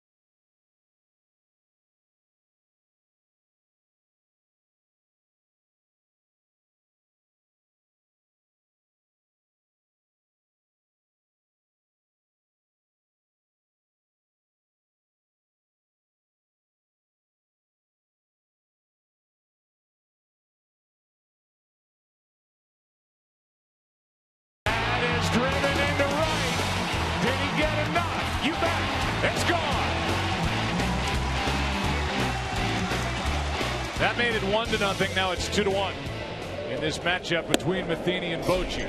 Bochy in his 20th year as a big league manager. Mike Matheny in his 3rd. And they're meeting in the NLCS for the 2nd time over the last 3 years. Here's Panik, the rookie, the number 2 hitter, trying to set the table for Posey and Sandoval.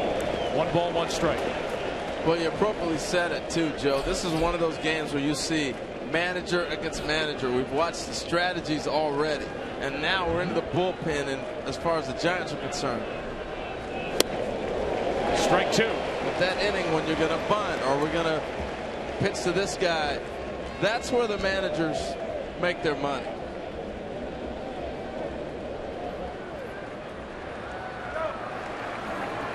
Coach has won 2 championships with San Francisco.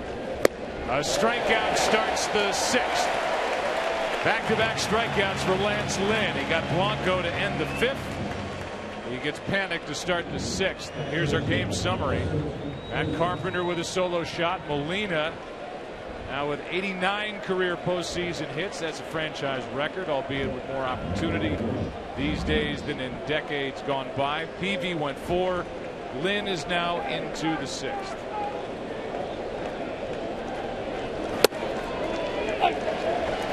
Strike 1 on Buster Posey. And now Lance Lynn has that, I'll call it invisible working. That 4-seam fastball that just holds its plane. You will rarely see him throw a pitch in the dirt. Why? Again, he doesn't really rely on tilt on his fastball with that 3/4 delivery. That pitch you saw right there, Posey did a good job just to get a piece of it. But he's got that working now where it dances at the top of the strike zone or a little bit above.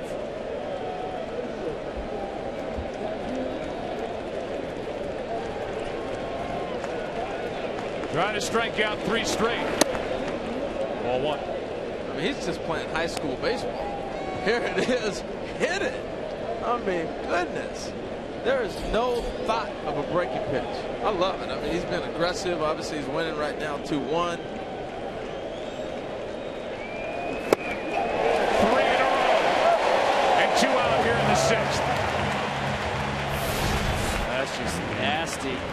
Watch the run on this. He's going to move in on Posey. Tries to catch up with it. Just can't clear his hips in time. Look at the run. That's a pitch you might start seeing more of, like Greg Maddux did the changeup to right-handed hitters back in his day. You don't see a lot of right-handed pitchers throw that ball that cuts back in on the right-handed hitter. It's a heck of a pitch. Now Sandoval has got 6 career postseason home runs, 0 for 2 tonight. 3 hits last night. He's flying to center. He's fouled out. Base is empty. Jammed. Strike 1. Danger, danger. You're going to have to really be careful with placing it because he's got one thing in his mind right now. That's tying the game up. And if he gets into a count, we've watched him now 2 at-bats. He had a 2-0 pitch. He let the dog out right there. He's letting it fly. Danger, danger. Be careful. Now he can strike out the side. You know, in high school, you go to the batting cages. That last cage at the very end that threw the hardest. Basically what he's doing, you're dropping your quarters into the machine, and Lance Lynn is saying, here it comes, boys.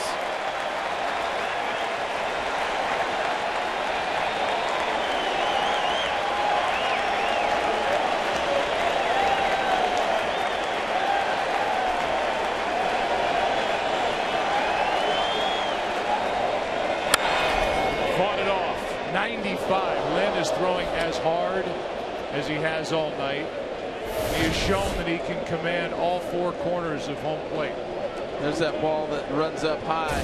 You know, talking to A.J. Przinsky before the game, he really gave you a great definition of Lance Lynn's fastball.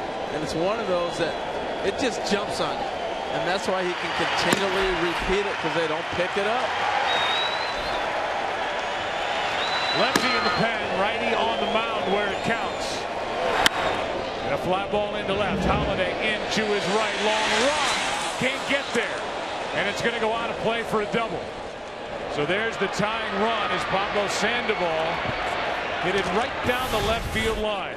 And this is a rare breaking ball. After saying all the fastballs, he decides he's going to break one off. And Sandoval was able to keep it fair. And Harold, he went to the breaking ball because you don't hear this said a lot on foul balls. A foul ball was a great piece of hitting by Pablo Sandoval. I don't know how he got a piece of that 95-mile-an-hour fastball up in his chin, but he did, and he got Lance Lynn off the fastball. And I got to try something different with this guy. Well, he tried something different. Look at Sandoval keep his head on that ball. Great head discipline, and we saw it last night on the balls that were down, and we showed the pictures on the 2-base hits. That right there, same thing, head down. Well, here's Hunter Pence. Tying run at second with 2 out. Pence 0 for 2. On deck is a left-handed hitting Brandon Belt. That's why we saw Randy Choate up for St. Louis in their bullpen, and now he's joined by a right-hander. Seth Maness is going to crank it up. But you're right, Joe. Choate is for that one lefty, the lefty specialist to get you out of that inning.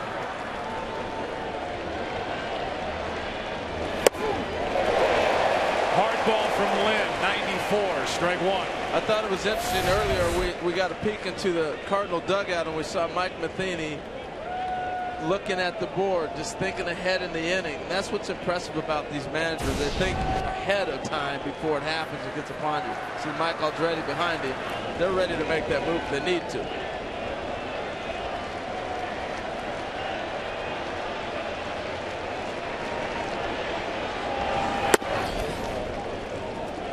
Ball 2.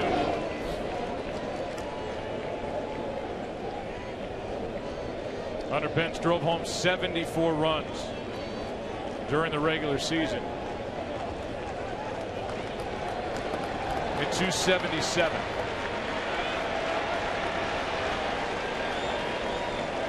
Six RBIs this postseason for Pence. Ball 3.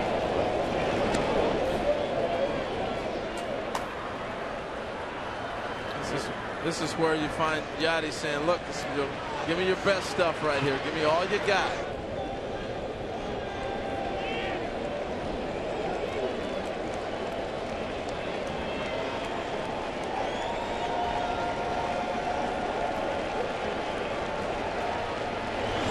Full count. You hear the grunt. You reach back for a little extra, Tom. And the signs between Molina and Lance Lynn, just a formality. The question is, will Hunter Pence be disciplined enough to make this pitch be in the strike zone? No chance of catching up to that one.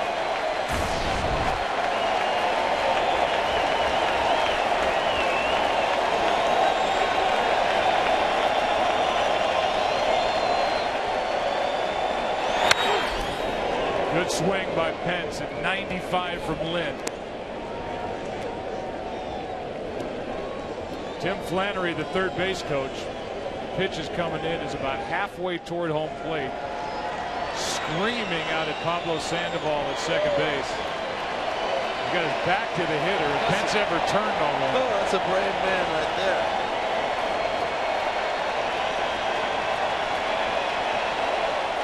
Full count. Tying run at second, 2 out. That's into right center field, and will tie this game at 2. Hunter Pence delivers with 2 strikes and 2 out here in the 6th.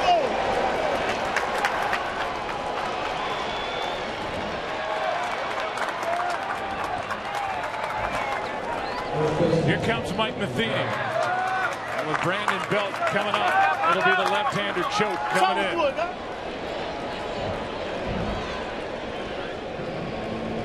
Up to 98 pitches on the night. And there's the foul ball on that pitch that was up. That was up out of the strike zone. I asked if he had the discipline. He did not, but got a piece of it. And that one just a little bit lower than he could put the barrel on. What a dagger of a hit by Hunter Pence. Pence has tied it. And now the Cardinals are into their bullpen. Sandoval scores the tying run. He doubled with 2 out. Scores on the hit by Pence. Choate takes over in a 2-2 game.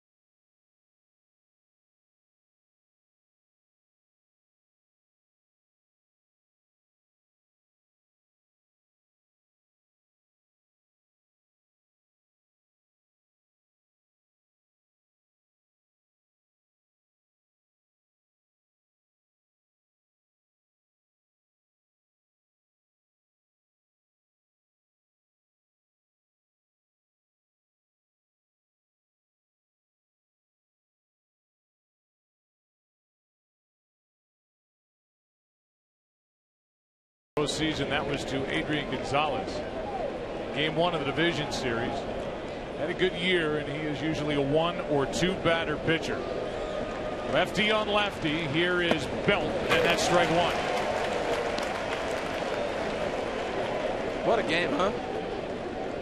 Really well played, well pitched. So much strategy involved, and Lance Lynn is finished after 5 2/3. 2 runs on 6 hits, responsible for the runner at first. That's Pence. Strike 2.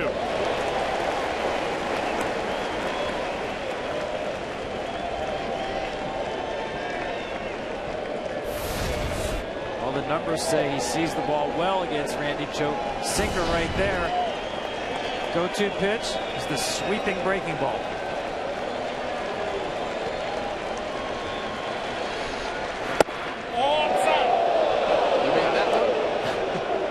You couldn't place it any better than that. Perfect 0-2 execution.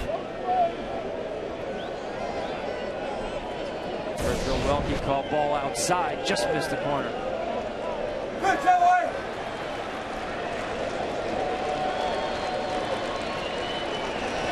Inning over, but not before 2-out noise. It was Sandoval with a double down the left field line, and it was Pence with 2 outs and 2 strikes that tied it with a hit. Tight game, well played, game well pitched. Bottom of the 6th inning, game 2 of the NLCS, tied at 2.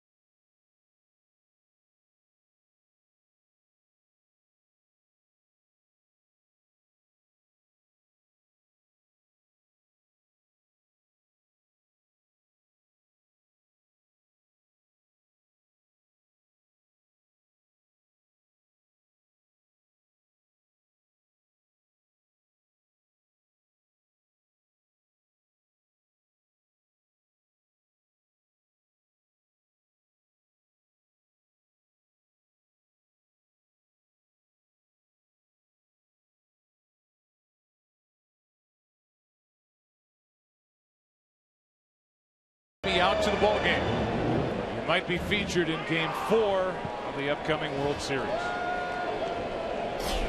St. Louis has Peralta, Molina, Wong against Jeremy Affeldt. What is now a 2-2 game. 0-1 down and in. Well, now as we head to a battle of the bullpens, this is where it gets interesting because both the pens are very deep. I mean, Bruce Bochy, and Mike Matheny, but Bochy especially. You don't go 27-10 in the postseason as Bochy's Giants have done without the bullpen playing a huge role.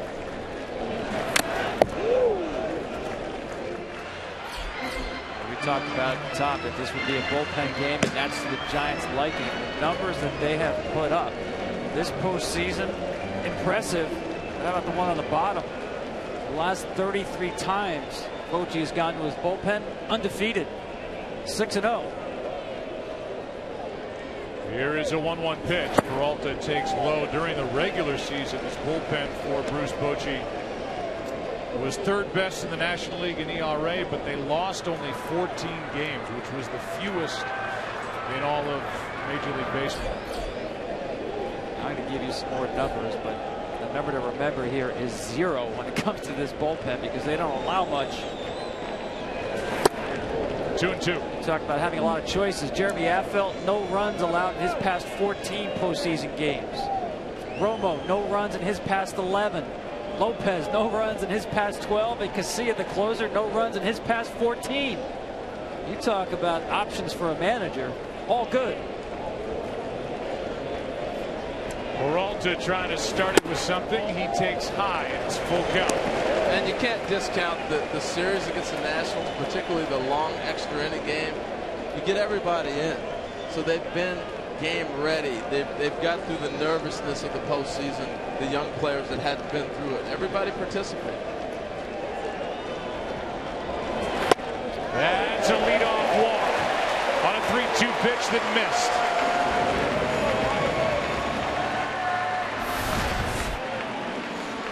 Certainly don't want to do this. Now you're inviting trouble. This is with the sinker down. Watch Posey's glove with the run on this pitch. Backhands it.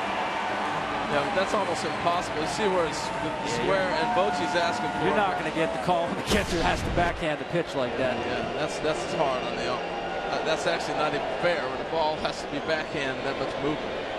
Well, here's Molina, who was up there bunting and dropped down to sacrifice his last time. Takes a strike. That was with 2 on and nobody out. Set up second and third, a walk to Colton Wong, and then an RBI base hit by Grichuk, which made it 2-0. And Lynn made an out, a fly ball to right. Carpenter with a count of 2-0 popped one into shallow center. That is fouled on the right side. Strike 2. You know, with Matt Adams at second base in that situation when Yadi bunted, I want to call him Jose so bad. When Yadi dropped that bunt, you have to let Adams know in that situation so he can get a jump, because you got a force at third base.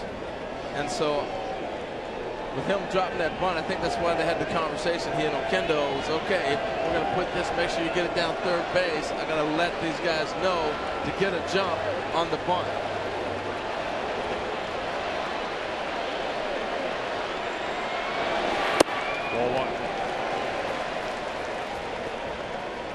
And Affeldt wants a visit from Buster Posey. He's had all kinds of strange injuries, Affeldt. You have a knife put in his hand. Yeah. All kinds of crazy. Trying to open frozen food. Yeah.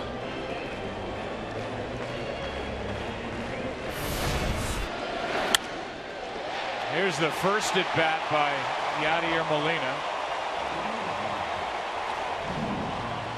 And here is a foul down the right side, and a little grimace from Yadier Molina. Cold night, man. That thumb is hurting.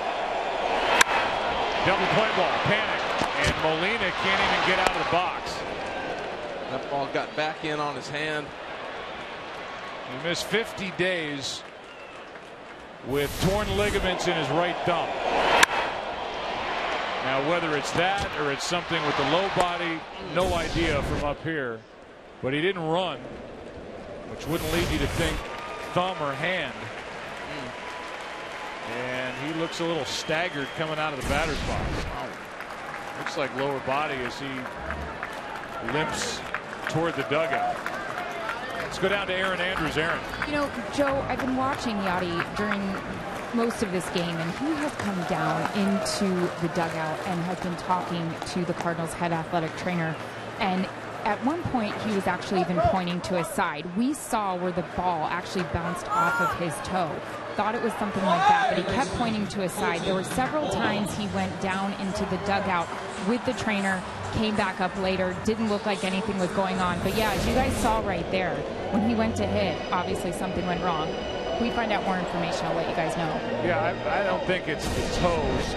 Maybe. I mean, who knows? And first rule is you never speculate from the booth. But whatever it was, Molina couldn't get out of the batter's box. There's been a lot of time has passed since that foul tip that went off the toes of Yadier Molina, but it looked like he locked up trying to get out of the batter's box. Yeah, you can see him just couldn't get his backside through the ball on that swing. Guys, maybe the mystery of the bunt is solved.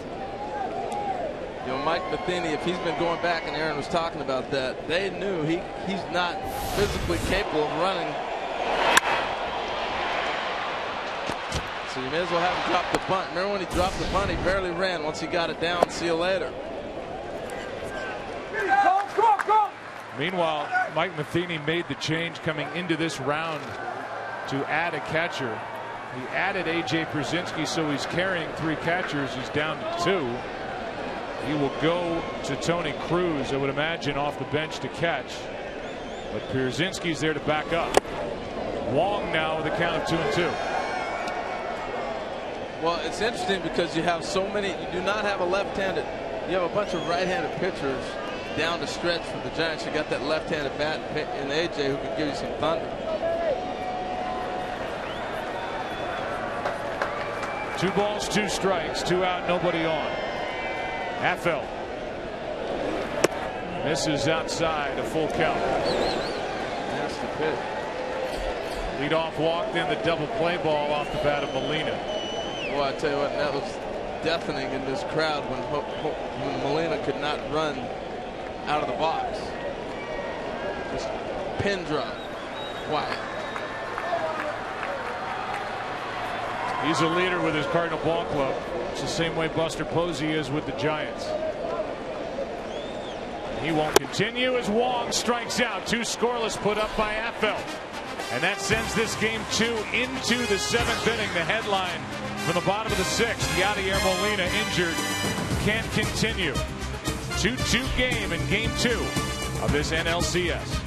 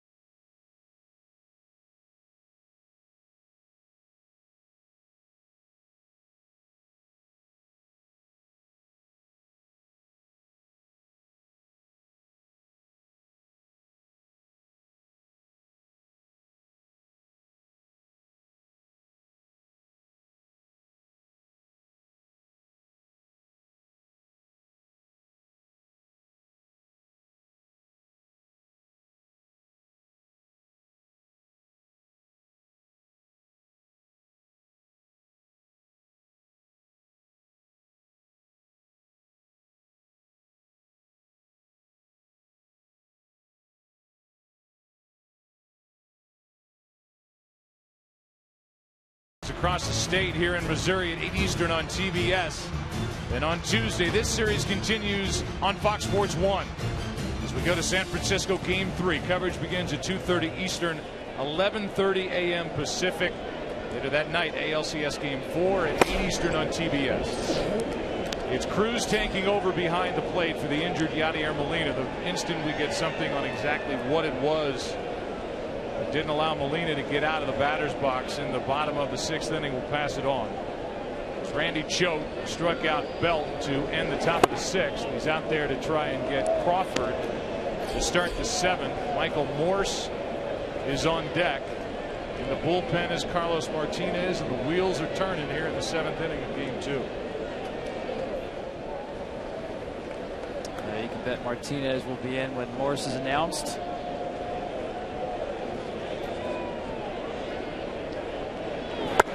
That's ball 3, 3-0.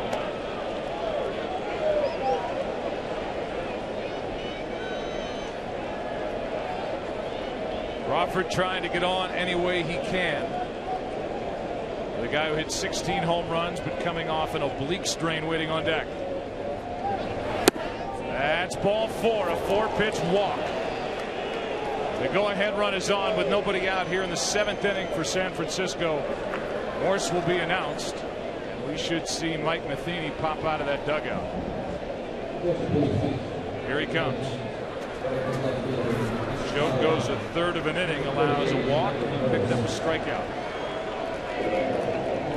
And Morse will get his first at bat. He's had only 2 since the end of August.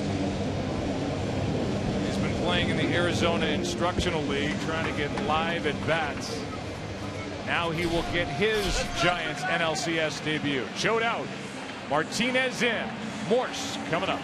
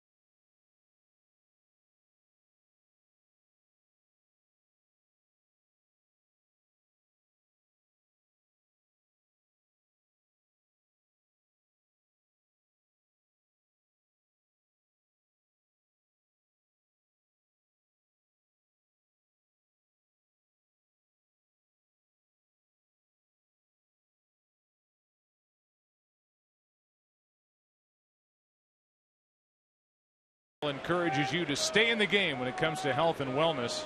Look at that line. Yadier Molina's caught all but 5 innings for the Cardinals during their postseason play since 2005. Meanwhile, the guy stepping in, Michael Morse, is going to get his first real at bat since September 19th. Coming off an oblique strain, hit 16 home runs during the regular season in his first year with San Francisco. To Carlos Martinez to bail out bullpen mate Randy Choate. Picked a bad time for his second 4-pitch walk of the season, leading off a tie ball game in the 7th. So Crawford at first, nobody out. Morse, and now just into the game. It'll be a pass ball on Cruz to send the go-ahead run down to second with nobody out. Ball ran. Once the run on this is expecting it a little bit further out, it runs back in.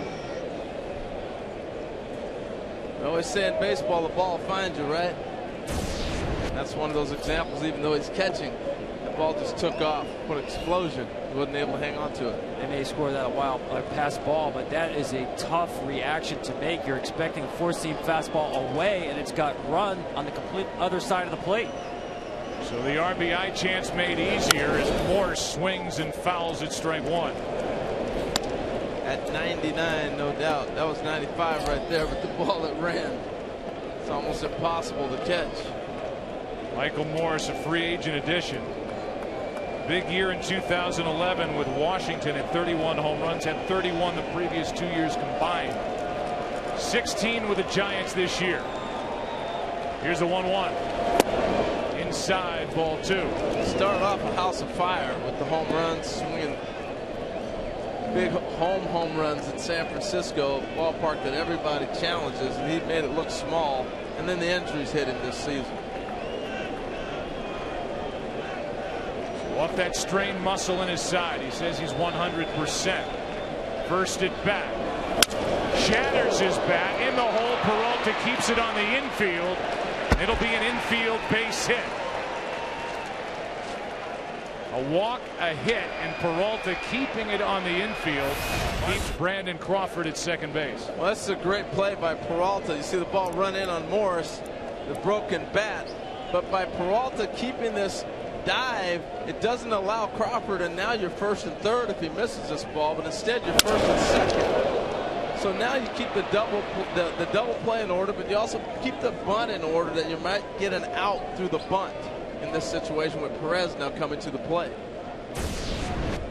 Juan Perez will come off the bench with runners at first and second, nobody out, as Michael Morse just delivered the first successful pinch hit for the Giants this postseason.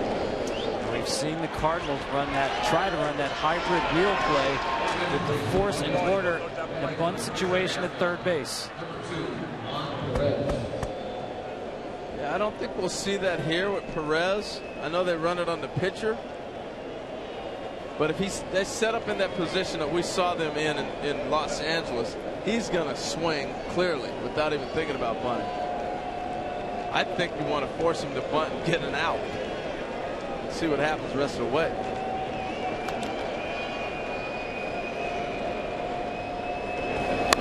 Here's a bunt, somehow gets it down. The out at first. That ball running in on Perez, and he got it down fair to Carpenter. The runners advance to second and third. What a job. I mean, a little bit of self-defense, but to catch this ball, deaden it, make the third baseman field it. Wow, that's a terrific job by Perez. The ball kept running in on him. Watch how he backs up with this ball. Backs it up to deaden it. But again, he set the angle early. And what I mean by that is you're setting that angle where you want that ball to go. He gets the bat, bunted to third. I'm setting it in a position, and now you just deaden the ball. It's a great piece of bunting. Well, now Gregor Blanco has a chance. He's got one RBI this postseason. The infield is in. The lead runner is Crawford. One out in the inning. And this is where Carlos Martinez, who is that strikeout type pitcher, will look for one here in the seventh.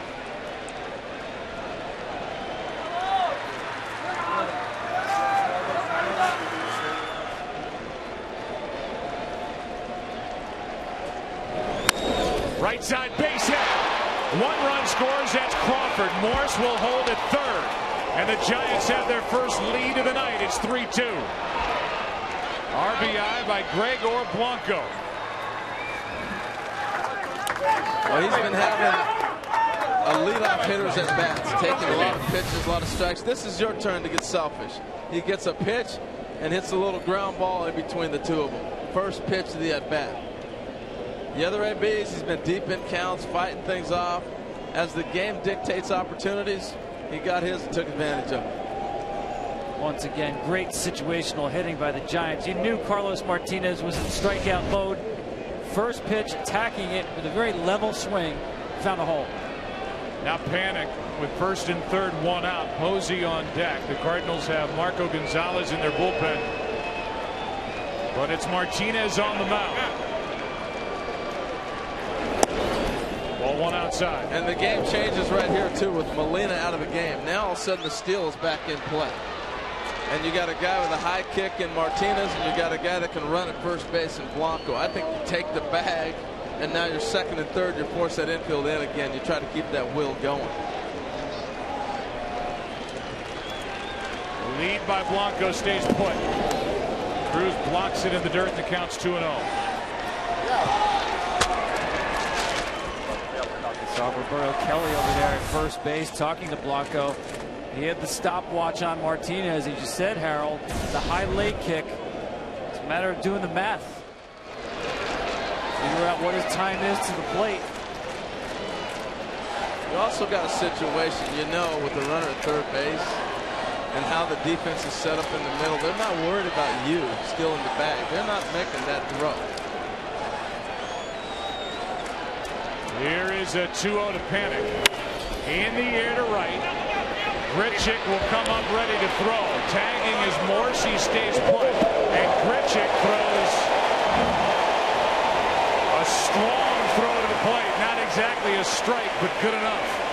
He's showing off tonight, man. Yeah, and the crowd loves it, but there's no way Michael Morse even thought about going home. He put on a little fake there. Yeah, I'm going to draw a throw. They got the book on Randall Grichuk. I love it. This kid's got a load of talent. Here you go. You're going to challenge me? Let me just show off a second.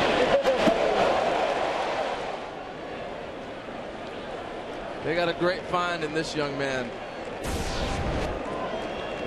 He came with Peter Borges from the Angels organization when the Cardinals traded David Freese and Fernando Salas to the Angels in November. Now it's Posey, and he pops one into center. Should end the inning. But the Giants have their first lead of the night. RBI belongs to Blanco. After a walk, a pass ball, a hit by Morse set it up. Blanco has put the Giants on top. Time to stretch in St. Louis.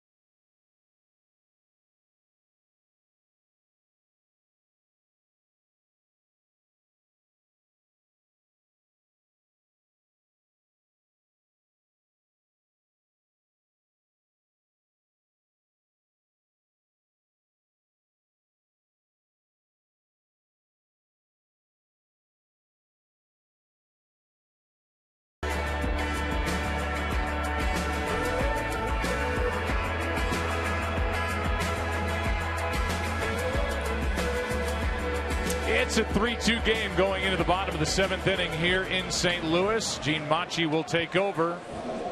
Up by a run are the Giants, and for a report on the injury with Yadier Molina, down to Erin Andrews. Yeah, Joe, and the news not good for the St. Louis Cardinals. Yadier Molina out with a strained left oblique. Again, we don't know if he came into the game with this injury, but I witnessed him getting attention by the trainer early in the game for his side oblique, and then obviously you saw right there having a lot of pain. You can sense it in this crowd as soon as he left the game. And Joe, honestly, you can sense it in this dugout. The Cardinals trying to muster up some excitement in here, but it's pretty different with him out of the game. Well, it was different between the lines as Juan Perez takes over and left. The Giants add to their defense, so Perez, who got down that bunt,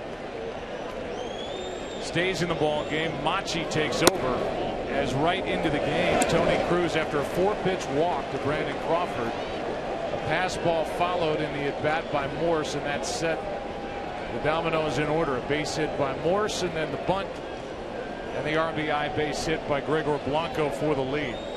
Grichuk gets under and pops it up on the infield for Crawford. 1 out. Well, that injury to Molina is a huge blow. I mean, if you're talking about an oblique muscle, you know how long those obliques take. That's a serious injury. Yeah, completely different team without him. Pay attention to the ERA as well as the record. This is where you're going to have to trust your doctors. If you do replace Molina on the roster for this series, he would become ineligible for the World Series if the Cardinals advance. Pat Neshek getting loose as Oscar Taveras comes on to pinch hit. He bats for Carlos Martinez, who went 1 inning, allowed 2 hits, 1 inherited runner to score. Javier Lopez is getting loose for the 2nd time in this game. Taveras, strike 1. Getting ready for the matchup that Bochy pulled him back and thought later might be a bigger moment than earlier in the game.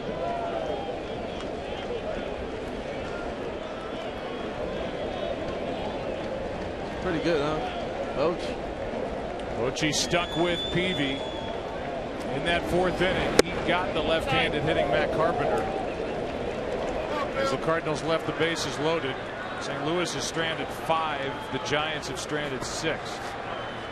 By the way, Gene Macchi, yet another option for Bruce Bochy. You're seeing him, and this is what he does. Can throw that splitter pitch after pitch after pitch. Signed back in 2000 by the Phillies as a skinny shortstop out of Venezuela. 2 things changed then, huh? Not just his position. You know, the Giants signed him in 2011, a few years ago. They sent him to the Mexican League, and he said at that point, I'm done. This is the end of my career. The Giants are sending me to pitch in the Mexican League. Well, he worked his way back and actually has become a very valuable piece for Bruce Bochy as part of that long bridge they have to get to Santiago Garcia. I'm still trying to find the skin. Here's the 2-1. That's hit in the air to right. Taveras off the bench has tied it.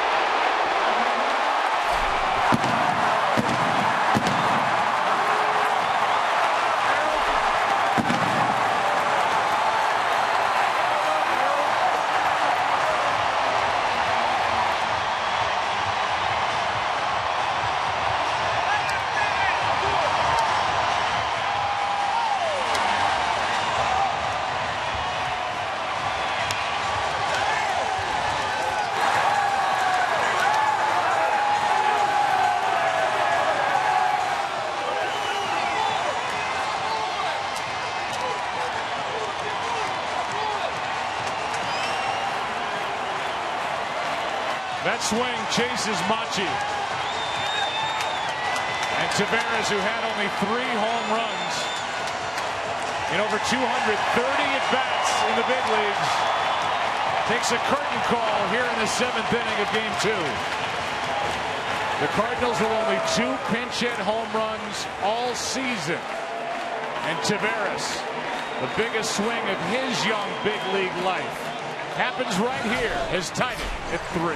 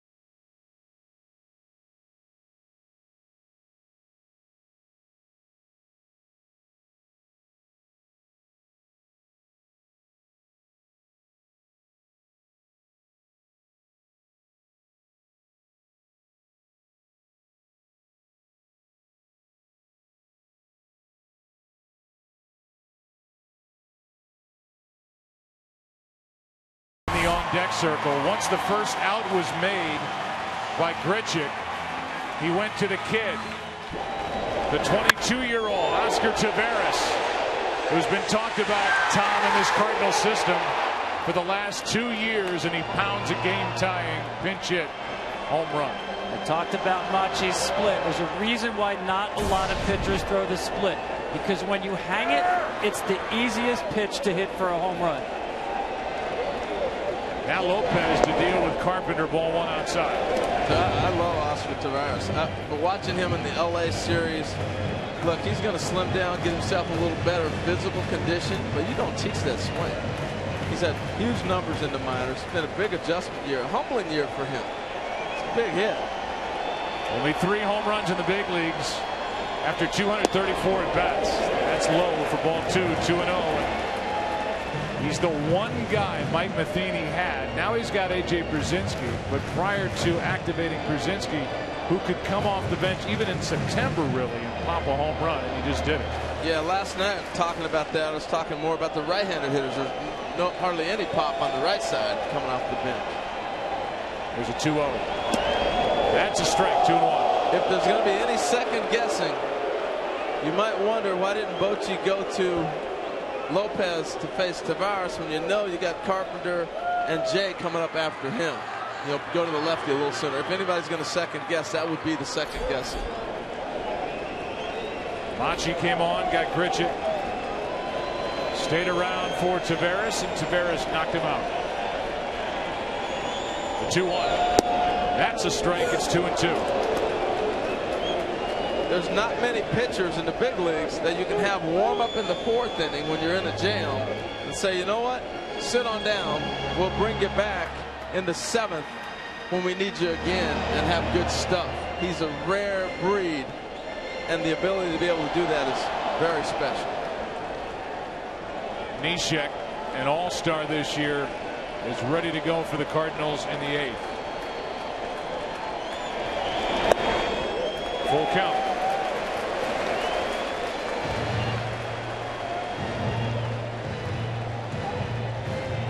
It's Carpenter now, John Jay on deck. And with Matt Holliday lurking, Hunter Strickland, a hard-throwing right-hander, is up for the Giants in their pen.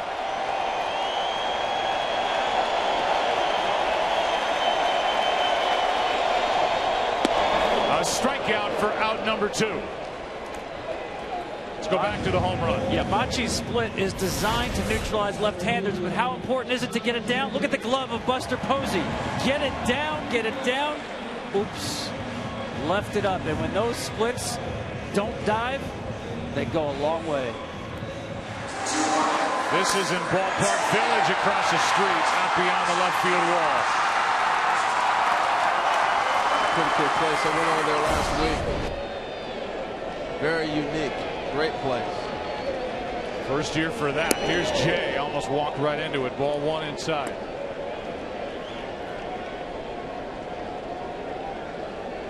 Giants in the 8th will have Sandoval, Pence, and Belt against Neshek.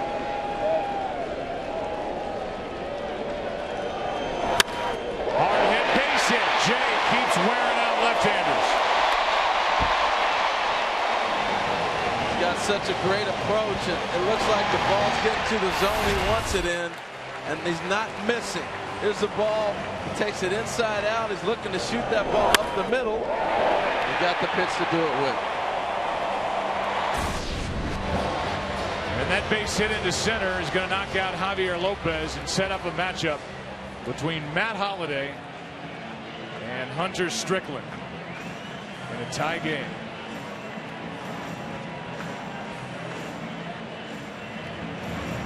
These two teams banging heads again in the NLCS. The 22-year-old who got to salute the fans who were saluting him after the game-tying pinch hit home run will continue on in the 7th.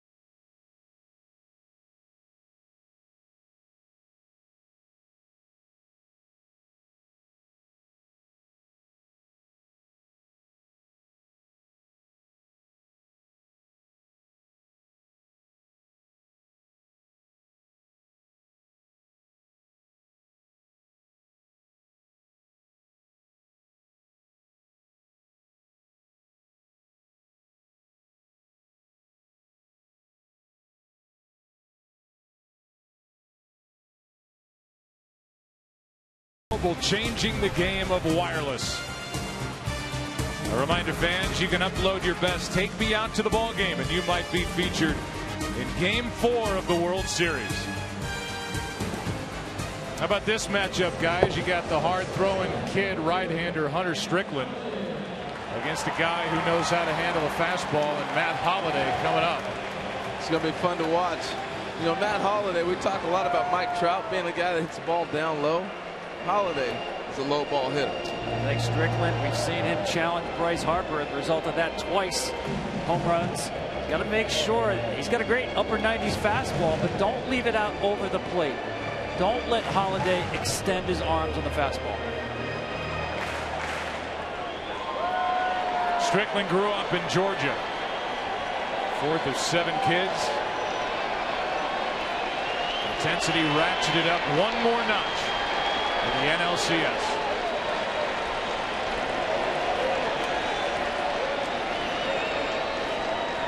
Holliday couldn't catch up at 96. Buster's going to have a conversation real quick off that first pitch. I'm curious what Posey saw that we're missing. That ball's right over the middle of the plate. That's what he's saying. He thinks he got away with one on the first pitch right there. That's how critical this situation is. We're not wasting time. Torrey told him a joke. Strickland started smiling after he left. This kid does not lack confidence. He was a starting pitcher, thrown about 93 in the Pirates minor league system. Giants signed him, blew out his elbow, made it back in 10 months from Tommy John surgery, and the velocity has shot up out of the bullpen.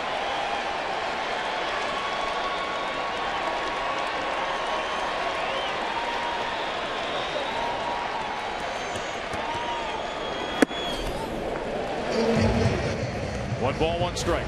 You know, the other simple reminder too that Buster may have been saying is, don't worry about that guy at first. Gather yourself, give me your best fastball, because this is the guy that can hurt you.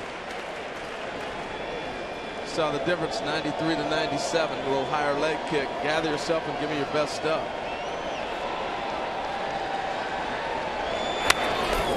'98, and Holliday fouled it straight back. How much fun is this? Over the plate, but up enough, plenty of velocity. That's a hard pickup of the baseball for a right-handed hitter. Strickland hides it very well.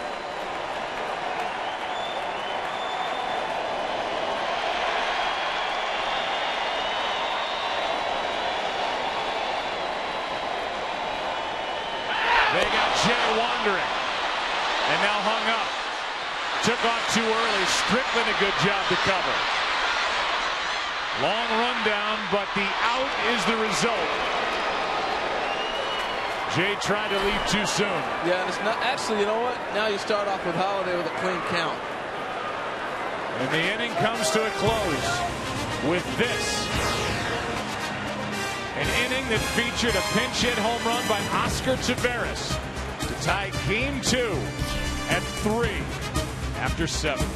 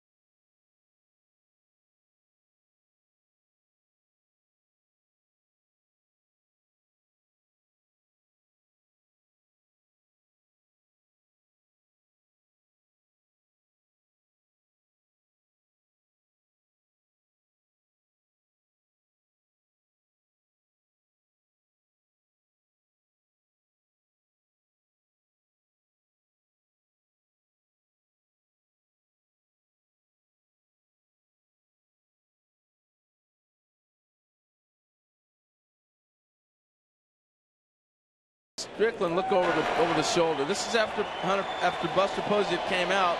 This is basically from the bench. Let's take a throw over, no big deal. And they catch him gambling, and they're able to pick him off. So now it's Neshek.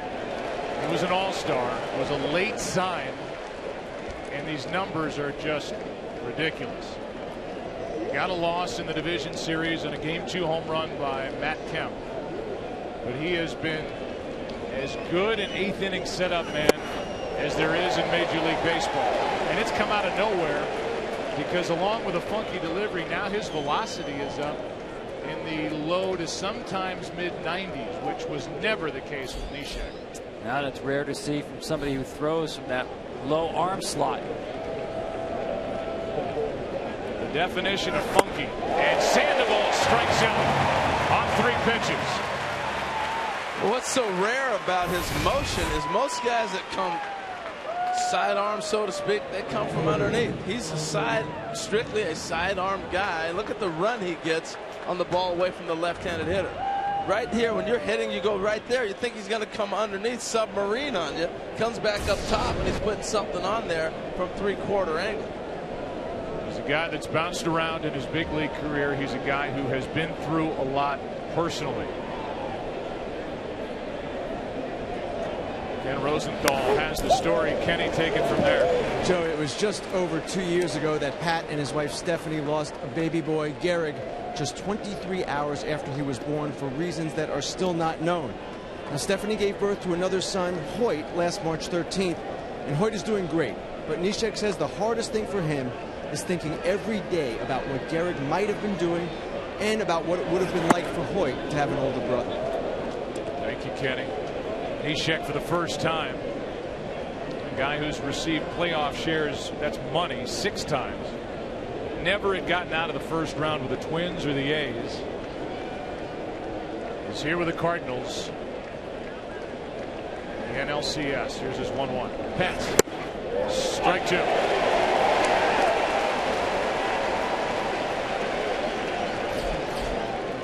There's more to the story professionally with Neshek. We get the chance, we'll send it back down to Kenny. I mean, Neshek was there for the taking.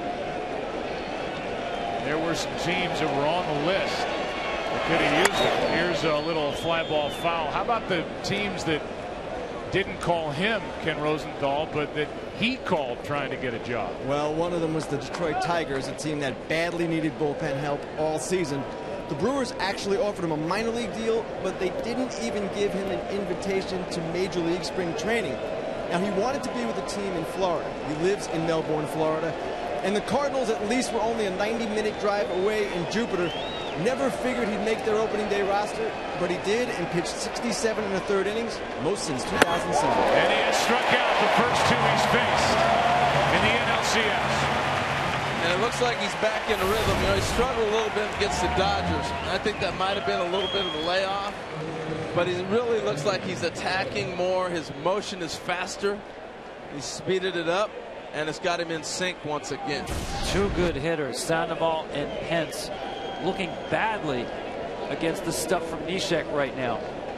Talked about the difficulty of putting away these Giants hitters. Not for Pat Neshek. Lynn started, then choked, then Carlos Martinez, who did a good job to limit the damage in the 7th.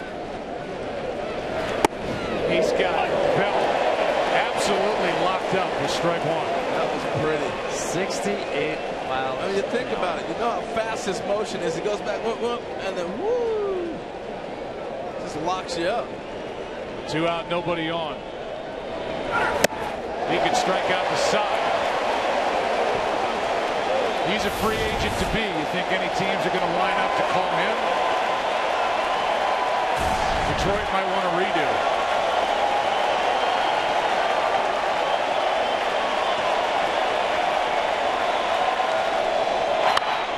There it is again.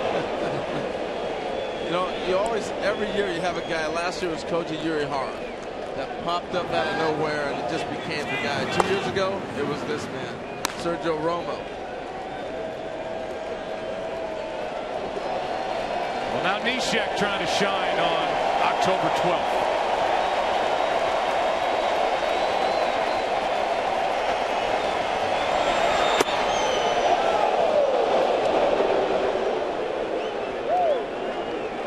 almost as if no two pitches are the same and no two windups are the same with Neshek. You saw him speed up the delivery, the 68-mile-an-hour flutter ball, a little more conventional with the heater.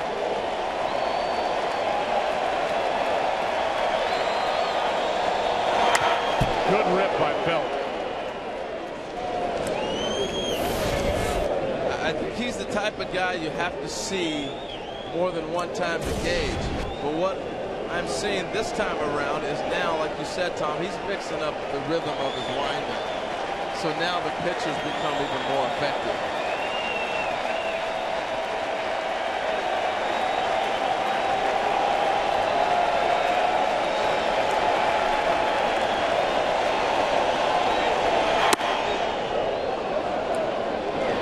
Two and two. Mike Matheny rode Neshek and Rosenthal hard in the middle part of the year. Nothing came easy to this Cardinal club that won the division by 2 over the Pirates. Neshek. Fly ball into left center. Jay's there. Hand 1, 2, 3. Top of the 8th. Part of the order coming up for St. Louis. Down 1-0. 3-3 game. Hi, Pat.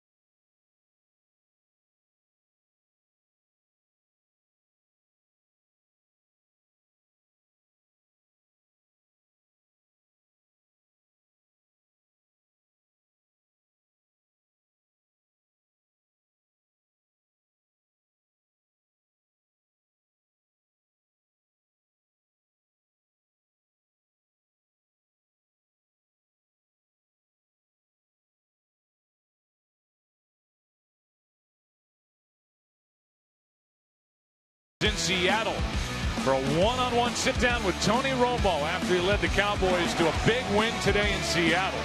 Plus, there'll be instant reaction from this game as well as a look ahead to Game 3 of the ALCS coming up tomorrow. Fox Sports Live coming up after the game right here on Fox Sports 1, streaming live on Fox Sports Go. There's our game summary.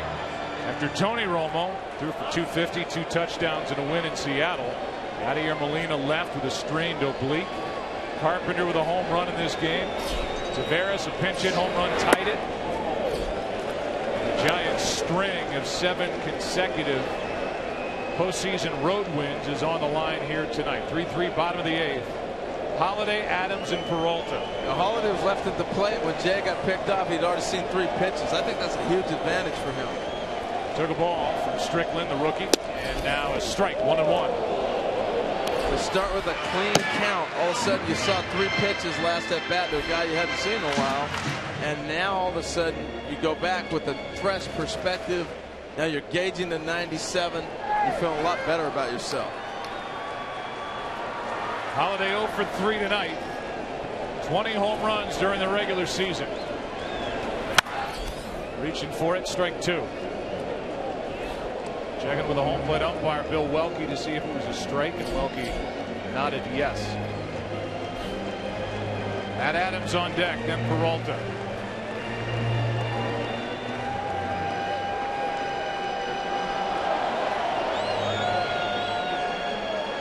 Biggest stage of his life, and Hunter Strickland does not look fazed by this at all. If you read body language, if it's worth anything, he's comfortable.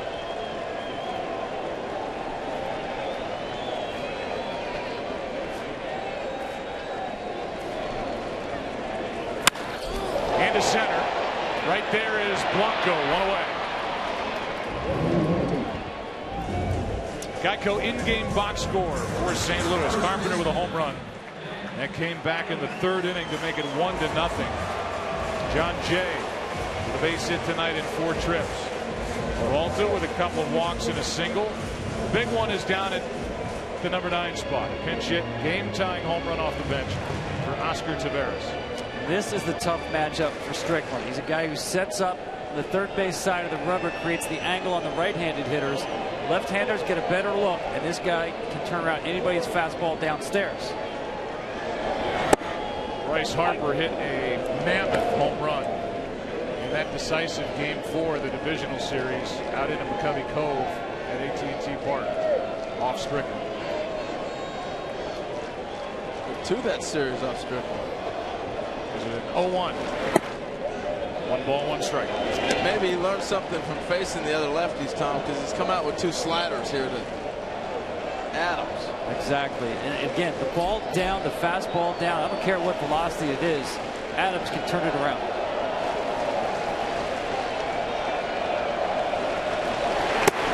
Good pitch, strike 2. 3 sliders. Adams is geared up for the fastball. See the fingers on the outside of the baseball, getting the spin. Excellent placement as well.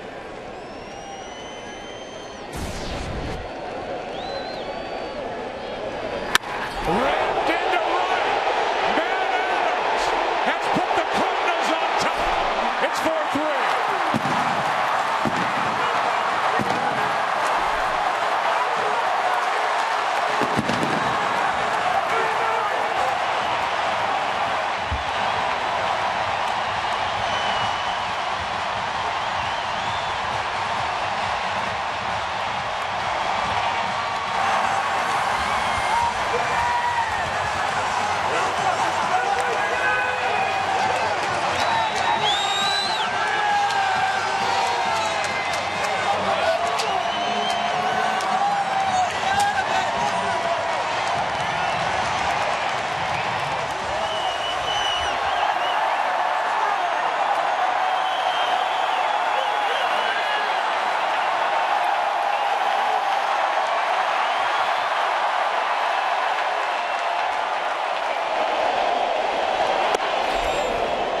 Strike 1 on Peralta. 3 sliders and a 97-mile-an-hour heater, and he still turned them.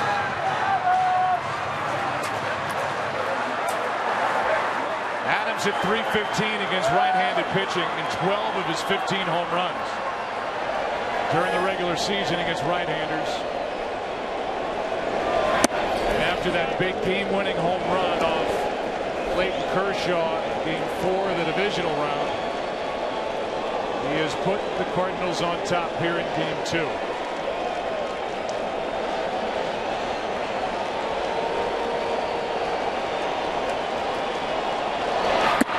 Strike 2. You talk about the dominance of that Giants pen. The bullpen has allowed 6 runs for the Giants this entire postseason, all on solo home runs. 2 off Machi, 4 off Strickland. Machi's given up 1 tonight. Strickland has given up 1 tonight. 2-2. Yeah, I think that had to be a matchup that had to concern Bruce Bochy. How about this? Don't want your name in the record books for that.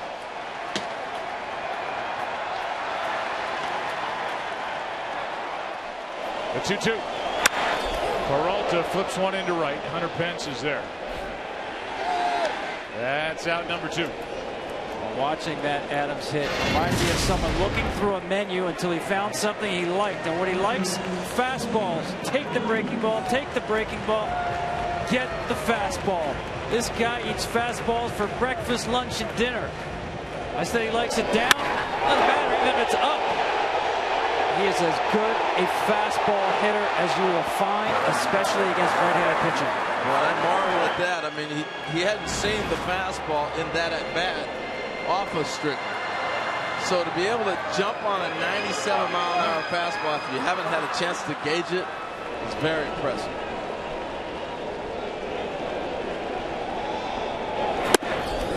It's just so out of nowhere what the Cardinals have done this postseason with the home run ball. It really is. They've hit 10. They hit 105 the entire regular season. Well, it's a new year. It's a new season. Something's going on in the water in Missouri. Yeah, same's going on across the state with the Royals. Fewest home runs in the other league, winning postseason games with home runs. Tavares tied it. He's in the foreground, and Adams has just put St. Louis back on top.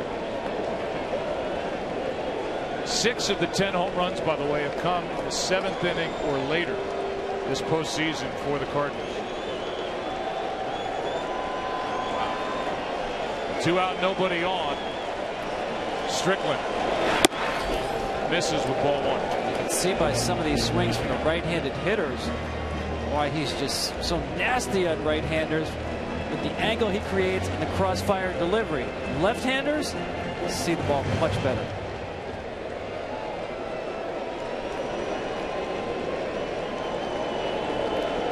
This place is buzzing.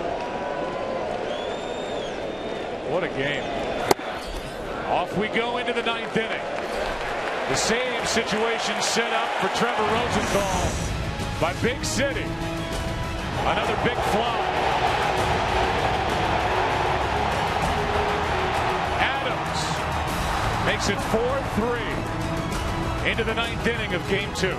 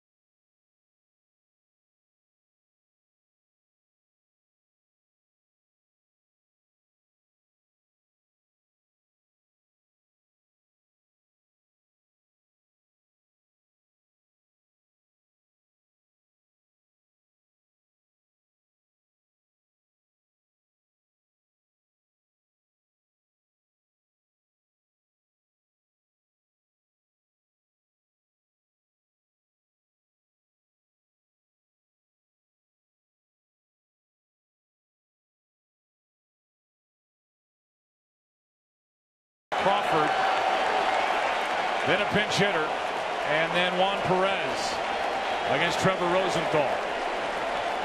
Crawford first up. Hit 10 home runs during the regular season, has 1 home run this postseason. Rosenthal looking for his 8th career postseason save. Misses outside ball 1, and what we've seen in the postseason is a little more of what we saw during the regular season. Rosenthal, when he's throwing strikes, can be unhittable. Sometimes he has a tough time throwing strikes. Not too many clean innings in the postseason. 2-0. Able to make some pitches when he absolutely had to, but has put himself in some pressure situations with a lack of control. And here's where the experience where Yadi Molina would come out and calm him down. Tony Cruz obviously spent a lot of time, conversations, and everything else. This is what they have done to guide him through. It seems like in the games we've been able to do here in the postseason so far.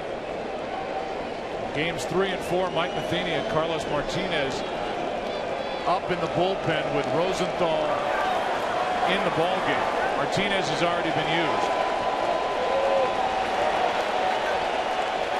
Here's a 2-0. 3-0. Crawford, you almost have to sit back and, well, he can tie a game with a swing. I was going to say take 2 strikes for sure. If you're going to swing, you better hit a ball in the ballpark. Make him work right now. That's a strike, and it was borderline. 3-1. Now you lock in. If you're Crawford, you get your pitch. You got to go ahead and try to put one in the seats, but he's scuffling. You got a call right there.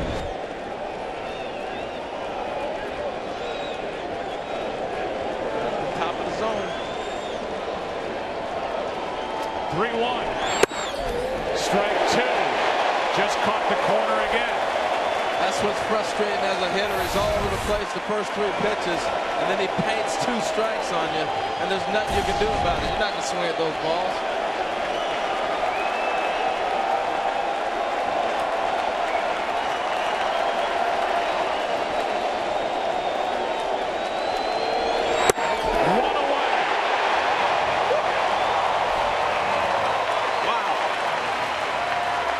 That's what happens when you face a guy who's effectively wild. And then he's able to reach back with 99, and you got no chance after he's putting them on the corner. 4-seam fastball. He saw 5 of them, but the first swing did not have him timed.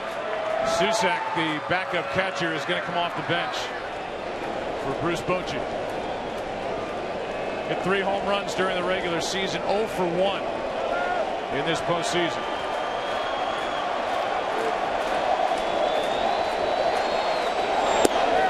Strike 1. You know they're coming off the bench looking for that heater, and he drops a slider.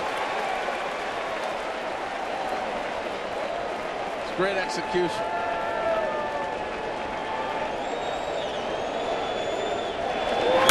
That's into center field, a base hit, and the tying run is on for the Giants. Susac aboard with Juan Perez coming up. Beautiful piece of hitting.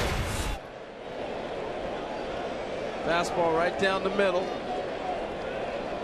Stayed with it. Yeah, that's the fastball you have to make him throw. The ball above the belt, no chance. Fastball down, got a chance. He squared it up. Now Matt Duffy is going to come off the bench and run here in the 9th inning. I always find this fascinating scenario with a closer like Rosenthal, who's very slow to the plate. You don't want to get the tying run thrown out. At the same time, a window is there to grab it back.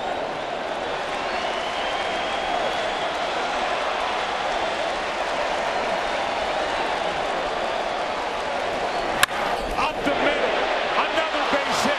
Perez is aboard. Duffy stops at second, 2 on, 1 out.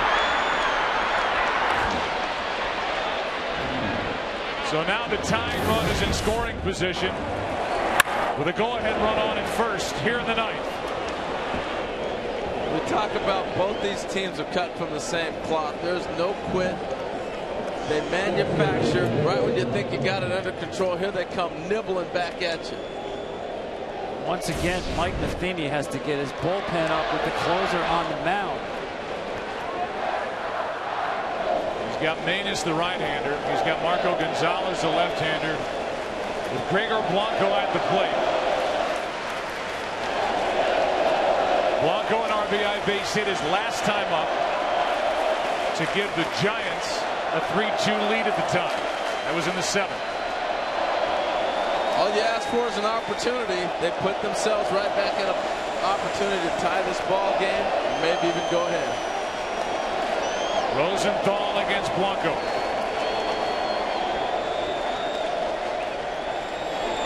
Ball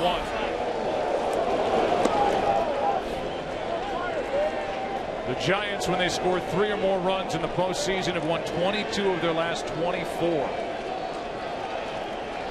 Both losses are to the Cardinals. They've scored 3 here tonight, a chance for more.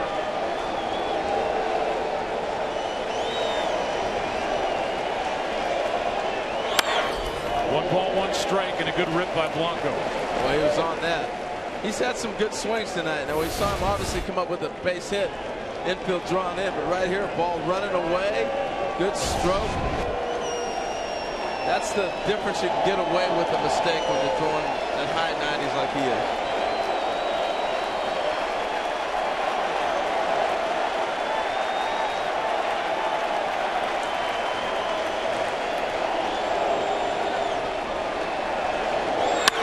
Strike 2. Tim Flannery, Giants third base coach, knows the most difficult send is the hard hit ball to right field, where Randall Grichuk, we've seen his arm, has the best arm of the 3 outfielders. Holiday does not possess a great arm in left.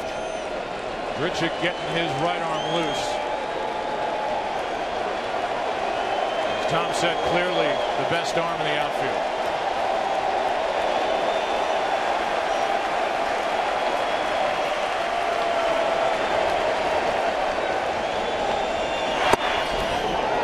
Ball 2.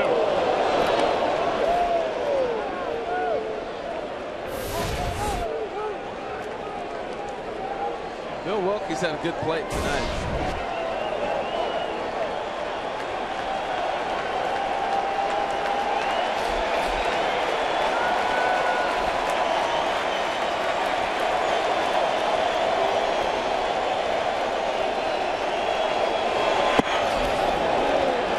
That's ball 3.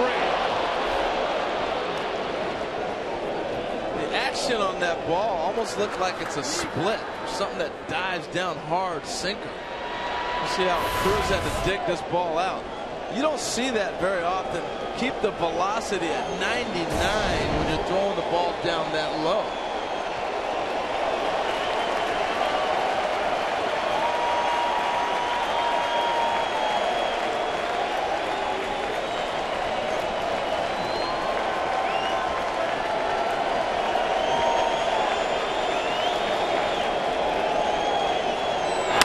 Line drive out. 2 down. Blanco hit it hard, but right at Peralta. This is a good hold by Peralta. Great read by Duffy at second. To know where the guy's positioned behind you, and no throw by Peralta. He looks around, and you make this throw, you throw it away. There's nobody backing that up because you got first and second. The first baseman's breaking the cover at first. He throws it away. It's rolling around the right field. That's a great read by Duffy, a young player. You think maybe he gets caught up in the moment. You saw him put the brakes on immediately with the ball in the air. Terrific baseball play. Now it's Panic. The rookie against Rosenthal. 2 on, 2 out. 4-3 in the 9th. Strike 1.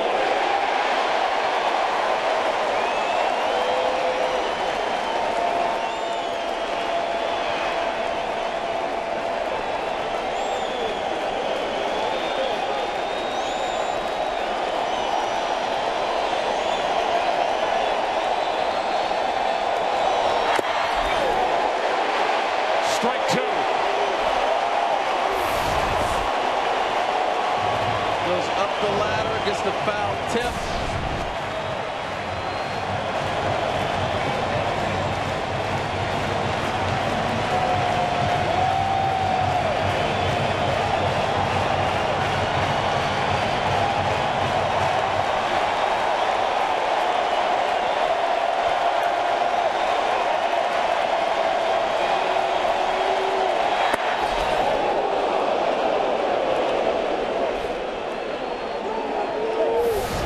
1 sneaks in there at 99.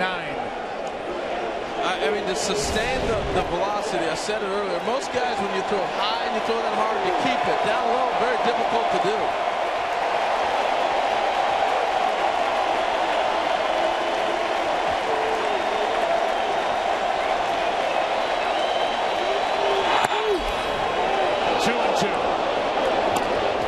Buster Posey. Tony Cruz out to slow things down. St. Louis has won 20 consecutive home postseason games when they score 3 or more runs. That speaks to good pitching. We understand the football game is over on a Sunday night. A lopsided win for Philly over the Giants. Cardinals led 2-0 after 4. The Giants tied it in the 6th inning. Took a lead on an RBI base hit by Gregor Blanco in the 7th. A pinch hit home run by Oscar Taveras tied it in the 7th. A home run by Matt Adams put the Cardinals up in the 8th. Now 2 on, 2 out, and a 2-2. Now a full count, and that gives the runners a head start.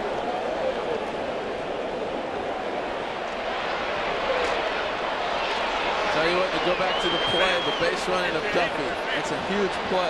And now the 3-2 count's big because, like you said, they're running. Now that player at first, Perez, who can run a little bit, may score even on a blooper in the gap somewhere. 3-2. Skips in. It gets away. Here comes Duffy. And this game is tied.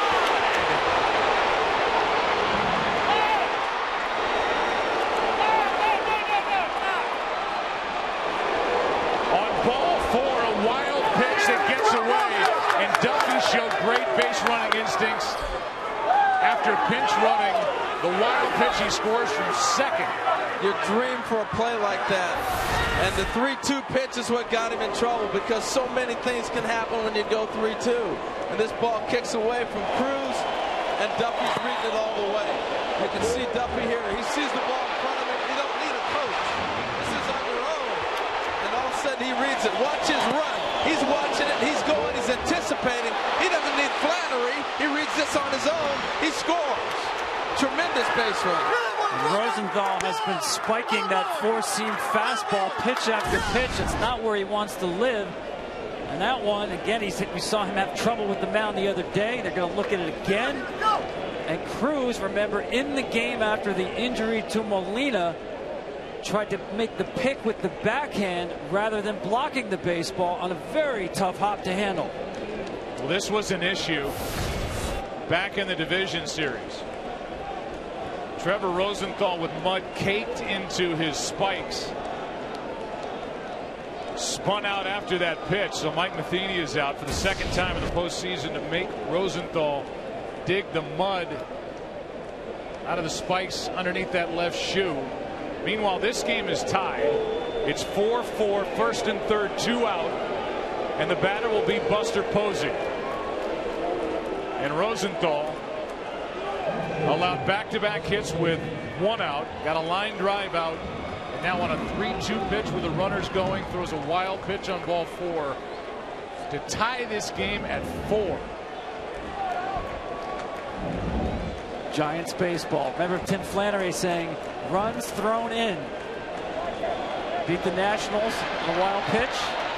Tied the game on a wild pitch. Now Posey could give the Giants the lead again. Yadier Molina left mid-game with an oblique strain. So Tony Cruz behind the plate. Ball 1 upstairs. The Giants, who have won 7 straight postseason games on the road, have tied it with 2 out in the 9th. Yeah, and if you're St. Louis, this is the guy you did not want to see coming to the plate.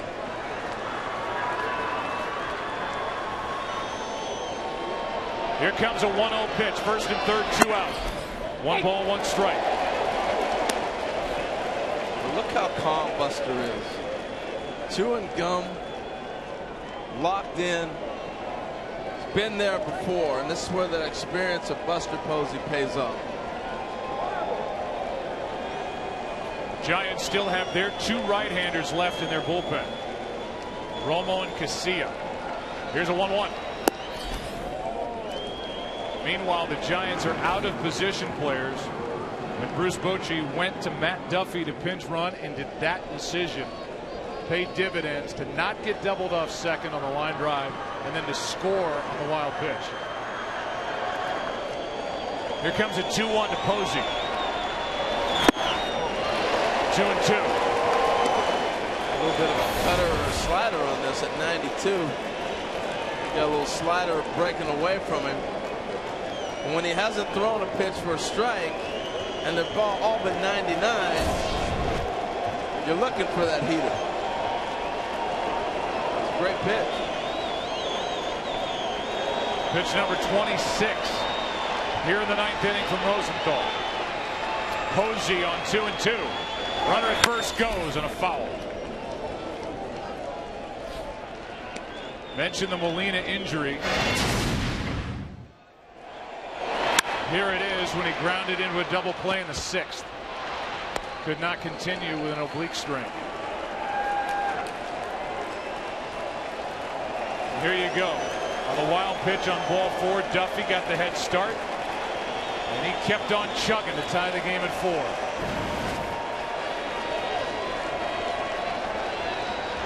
Now the 2-2. Good take. Full count and the runner at first. Panik will take off. That was a huge block by Cruz there too. The confidence to throw the slider.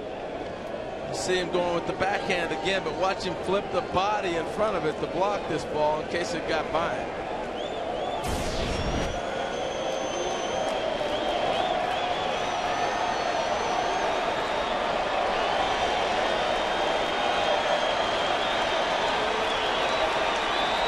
Runner at first goes on ball 4, and we'll see how much more Matheny will go with Trevor Rosenthal. He's got Manus out there. He's got Sandoval coming up. He's also got the rookie Gonzalez. I think you got to put him. Gonna go with the righty, huh? I thought he might put Sandoval on the right-hand side. A little more experience with Manus. One reason I say that, he's had so many at-bats, he's swinging so well left-handed. Flip the switch hitter over to the right side. Rosenthal leaves. He walks his last 2 batters' face. But this the big one. The wild pitch on ball 4 to Panik. And Duffy all the way around from second base, scoring to tie it at 4. Manus will take over with the bases loaded here in the ninth.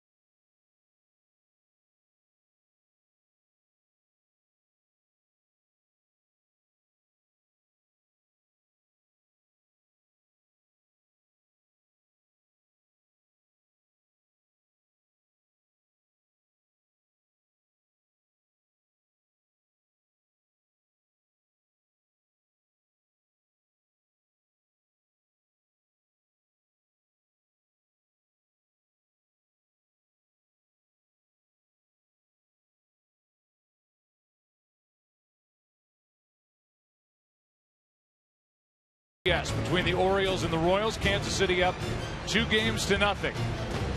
Then Tuesday afternoon, we'll be in San Francisco, Game 3 of this series. Coverage beginning at 2:30 Eastern, 11:30 in the morning Pacific, right here on Fox Sports 1. Later that night, 8 Eastern, 5 Pacific, Game 4 of the Orioles and Royals on TBS.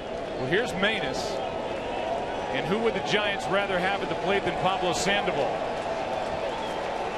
He's got a chance to put the Giants back on top with the bases loaded, 2 out in a 4-4 game.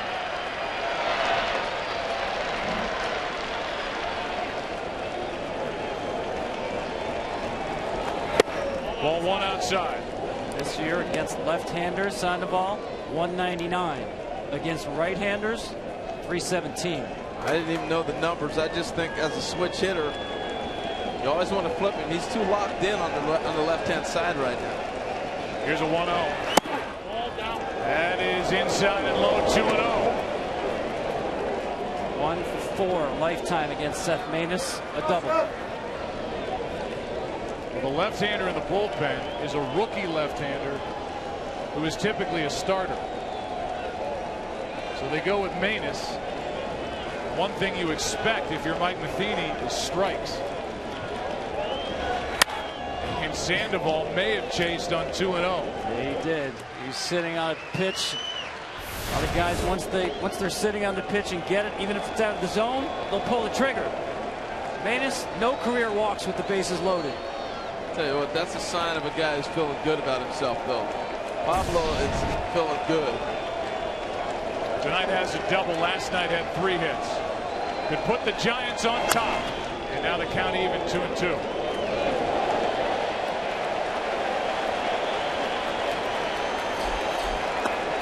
Control got the better of Trevor Rosenthal, who saved 45 in the regular season, walked 42. Now it's Maness trying to keep it tied.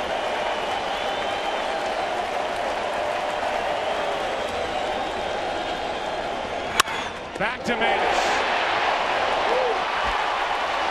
The Giants have tied it, but they leave the bases loaded and have stranded 10 tonight.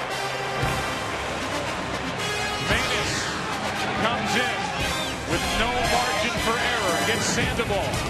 We're 4-4 at the bottom of the ninth in Game 2.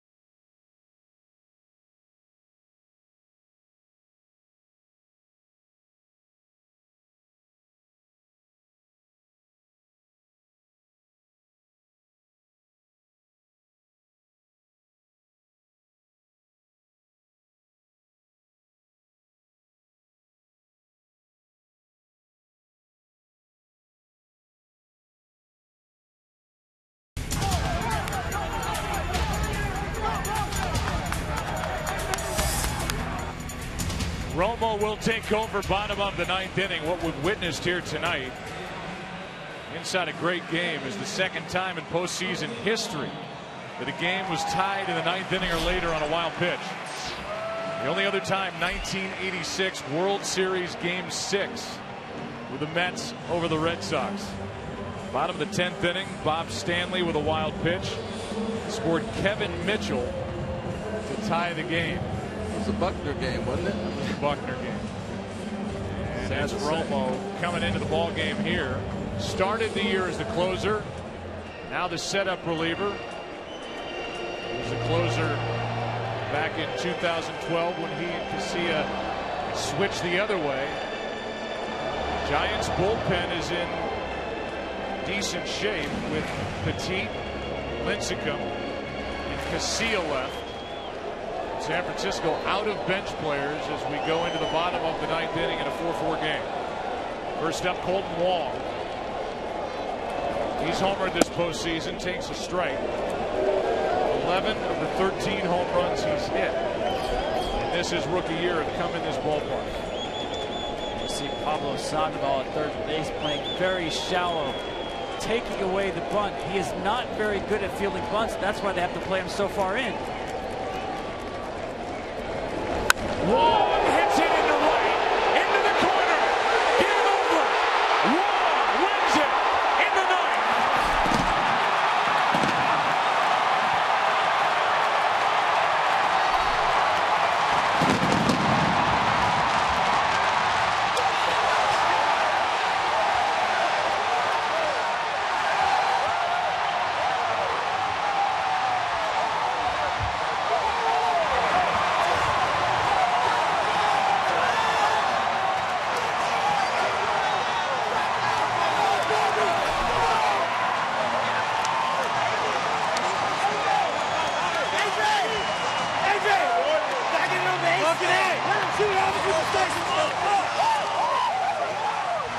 The Cardinals played small ball early. They played long ball late. Home runs by Taveras in the 7th, Adams in the 8th, and the rookie Colton Wong in the 9th. Cardinals win it 5-4. Series is tied at a game apiece. Travel day and off to San Francisco we go. Fox Sports Live in LA right now. Jay and Dan.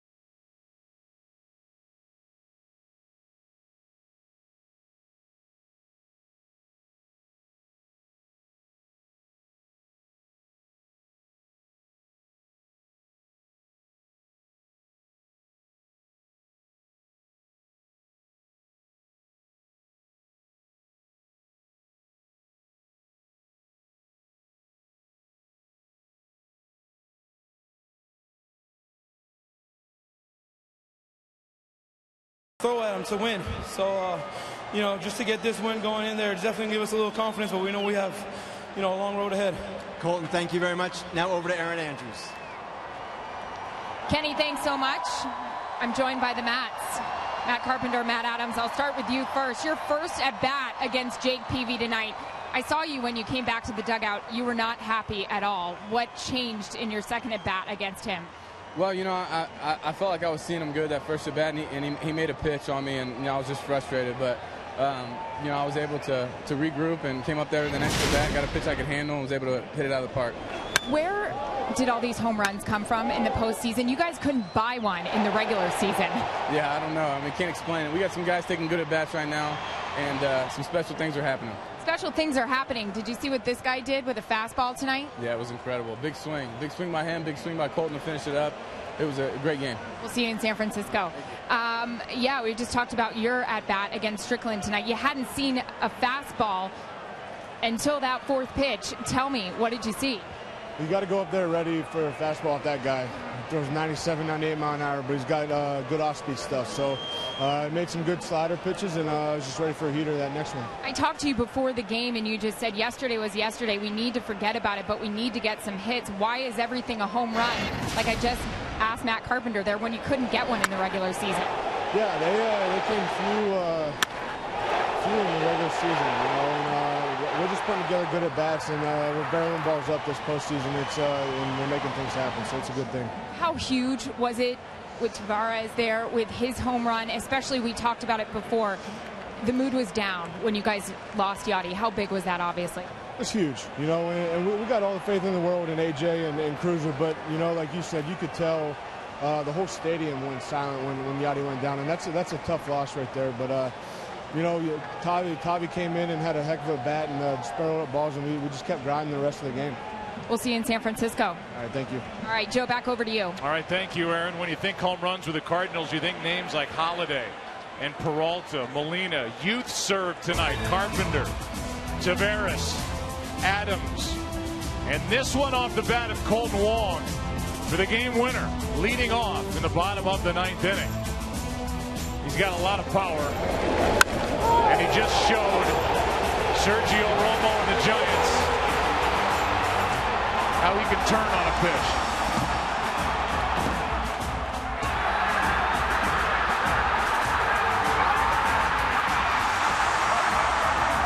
He had the game winner in Game 3 of the Division Series. He's got the game winner in Game 2 of the National League Championship Series, and this game had it all. I mean, this game, from top to bottom, beginning to end, with the pitching changes, with the strategy, with a guy coming off the bench to tie the game as a pinch runner, Matt Duffy doing what he did. I mean, this game, this reminds us all how the game of baseball in October can be so thrilling. It was so much fun and just wild. I know everybody at home was entertained, but you know what I love about it was everybody knew their role and they performed in those situations. And when you get that going at this level, you end up with a game like this. We just saw a classic. And I could say that's an instant classic, this game. This is what October baseball is about. 3 lead changes in the game. A run was scored every inning in the last 7 innings of the game. Back and forth you go. Wong gets up there. His job is to get on base. Romo makes the mistake. The pitch leaking over the inside, takes advantage of it. A heavyweight fight. The biggest blow of the last, Colton Wong. And if last night we were talking about how the Giants keep reminding you of how if you give them a little bit of room, they will take that room and they will flat out beat you. They did that last night in Game 1, and tonight, talking about coming in, these two teams very similar, getting an opportunity, making the most of it, and what could be lost is the job done by Seth Maness coming on after the blown save. He fell behind Sandoval 2-0. He maybe got helped out with Pablo going after a 2-0 pitch that was outside, but he gets the ground out, keeps it tied. He's the winning pitcher tonight. It's been a long time since the Giants lost the bullpen game. You have to go back to Division Series in 2010. 33 consecutive postseason games. Bruce Bochy went to his bullpen, did not let him down. This time, the Cardinal bullpen won the battle of the bullpens. I think with all the strategy that was played in this game, we're going to see the matchups again. We're in for a long one here. The matchup with Lopez versus Carpenter, the different things that we've seen, but how they brought guys back. Are you going to bunt? I think you throw the whole book out, because obviously when Yadi Molina drops down a bunt, you go to the bottom of the order, the young kids, and put the pressure on them, and they come through. Throw the book out. Who knows how long the Cardinals have lost Yadier Molina in this series with the pulled muscle in his oblique. Meanwhile, for a team that hit only 105 home runs during the entire regular season, fewest in the National League, Here they are this postseason. Carpenter 4, Colton Wong 2 game-winning home runs, and Taveras tied this game in the 7th with a pinch hit home run. Jay and Dan, you guys have plenty to talk about. A big day around the NFL. What a game here in Game 2 of the NLCS. Travel day tomorrow. It's an early start out west at AT&T Park on Tuesday. This series is tied at a game apiece. It was a classic, as Tom said. 5-4, Cardinals win it. Jay and Dan, back to you.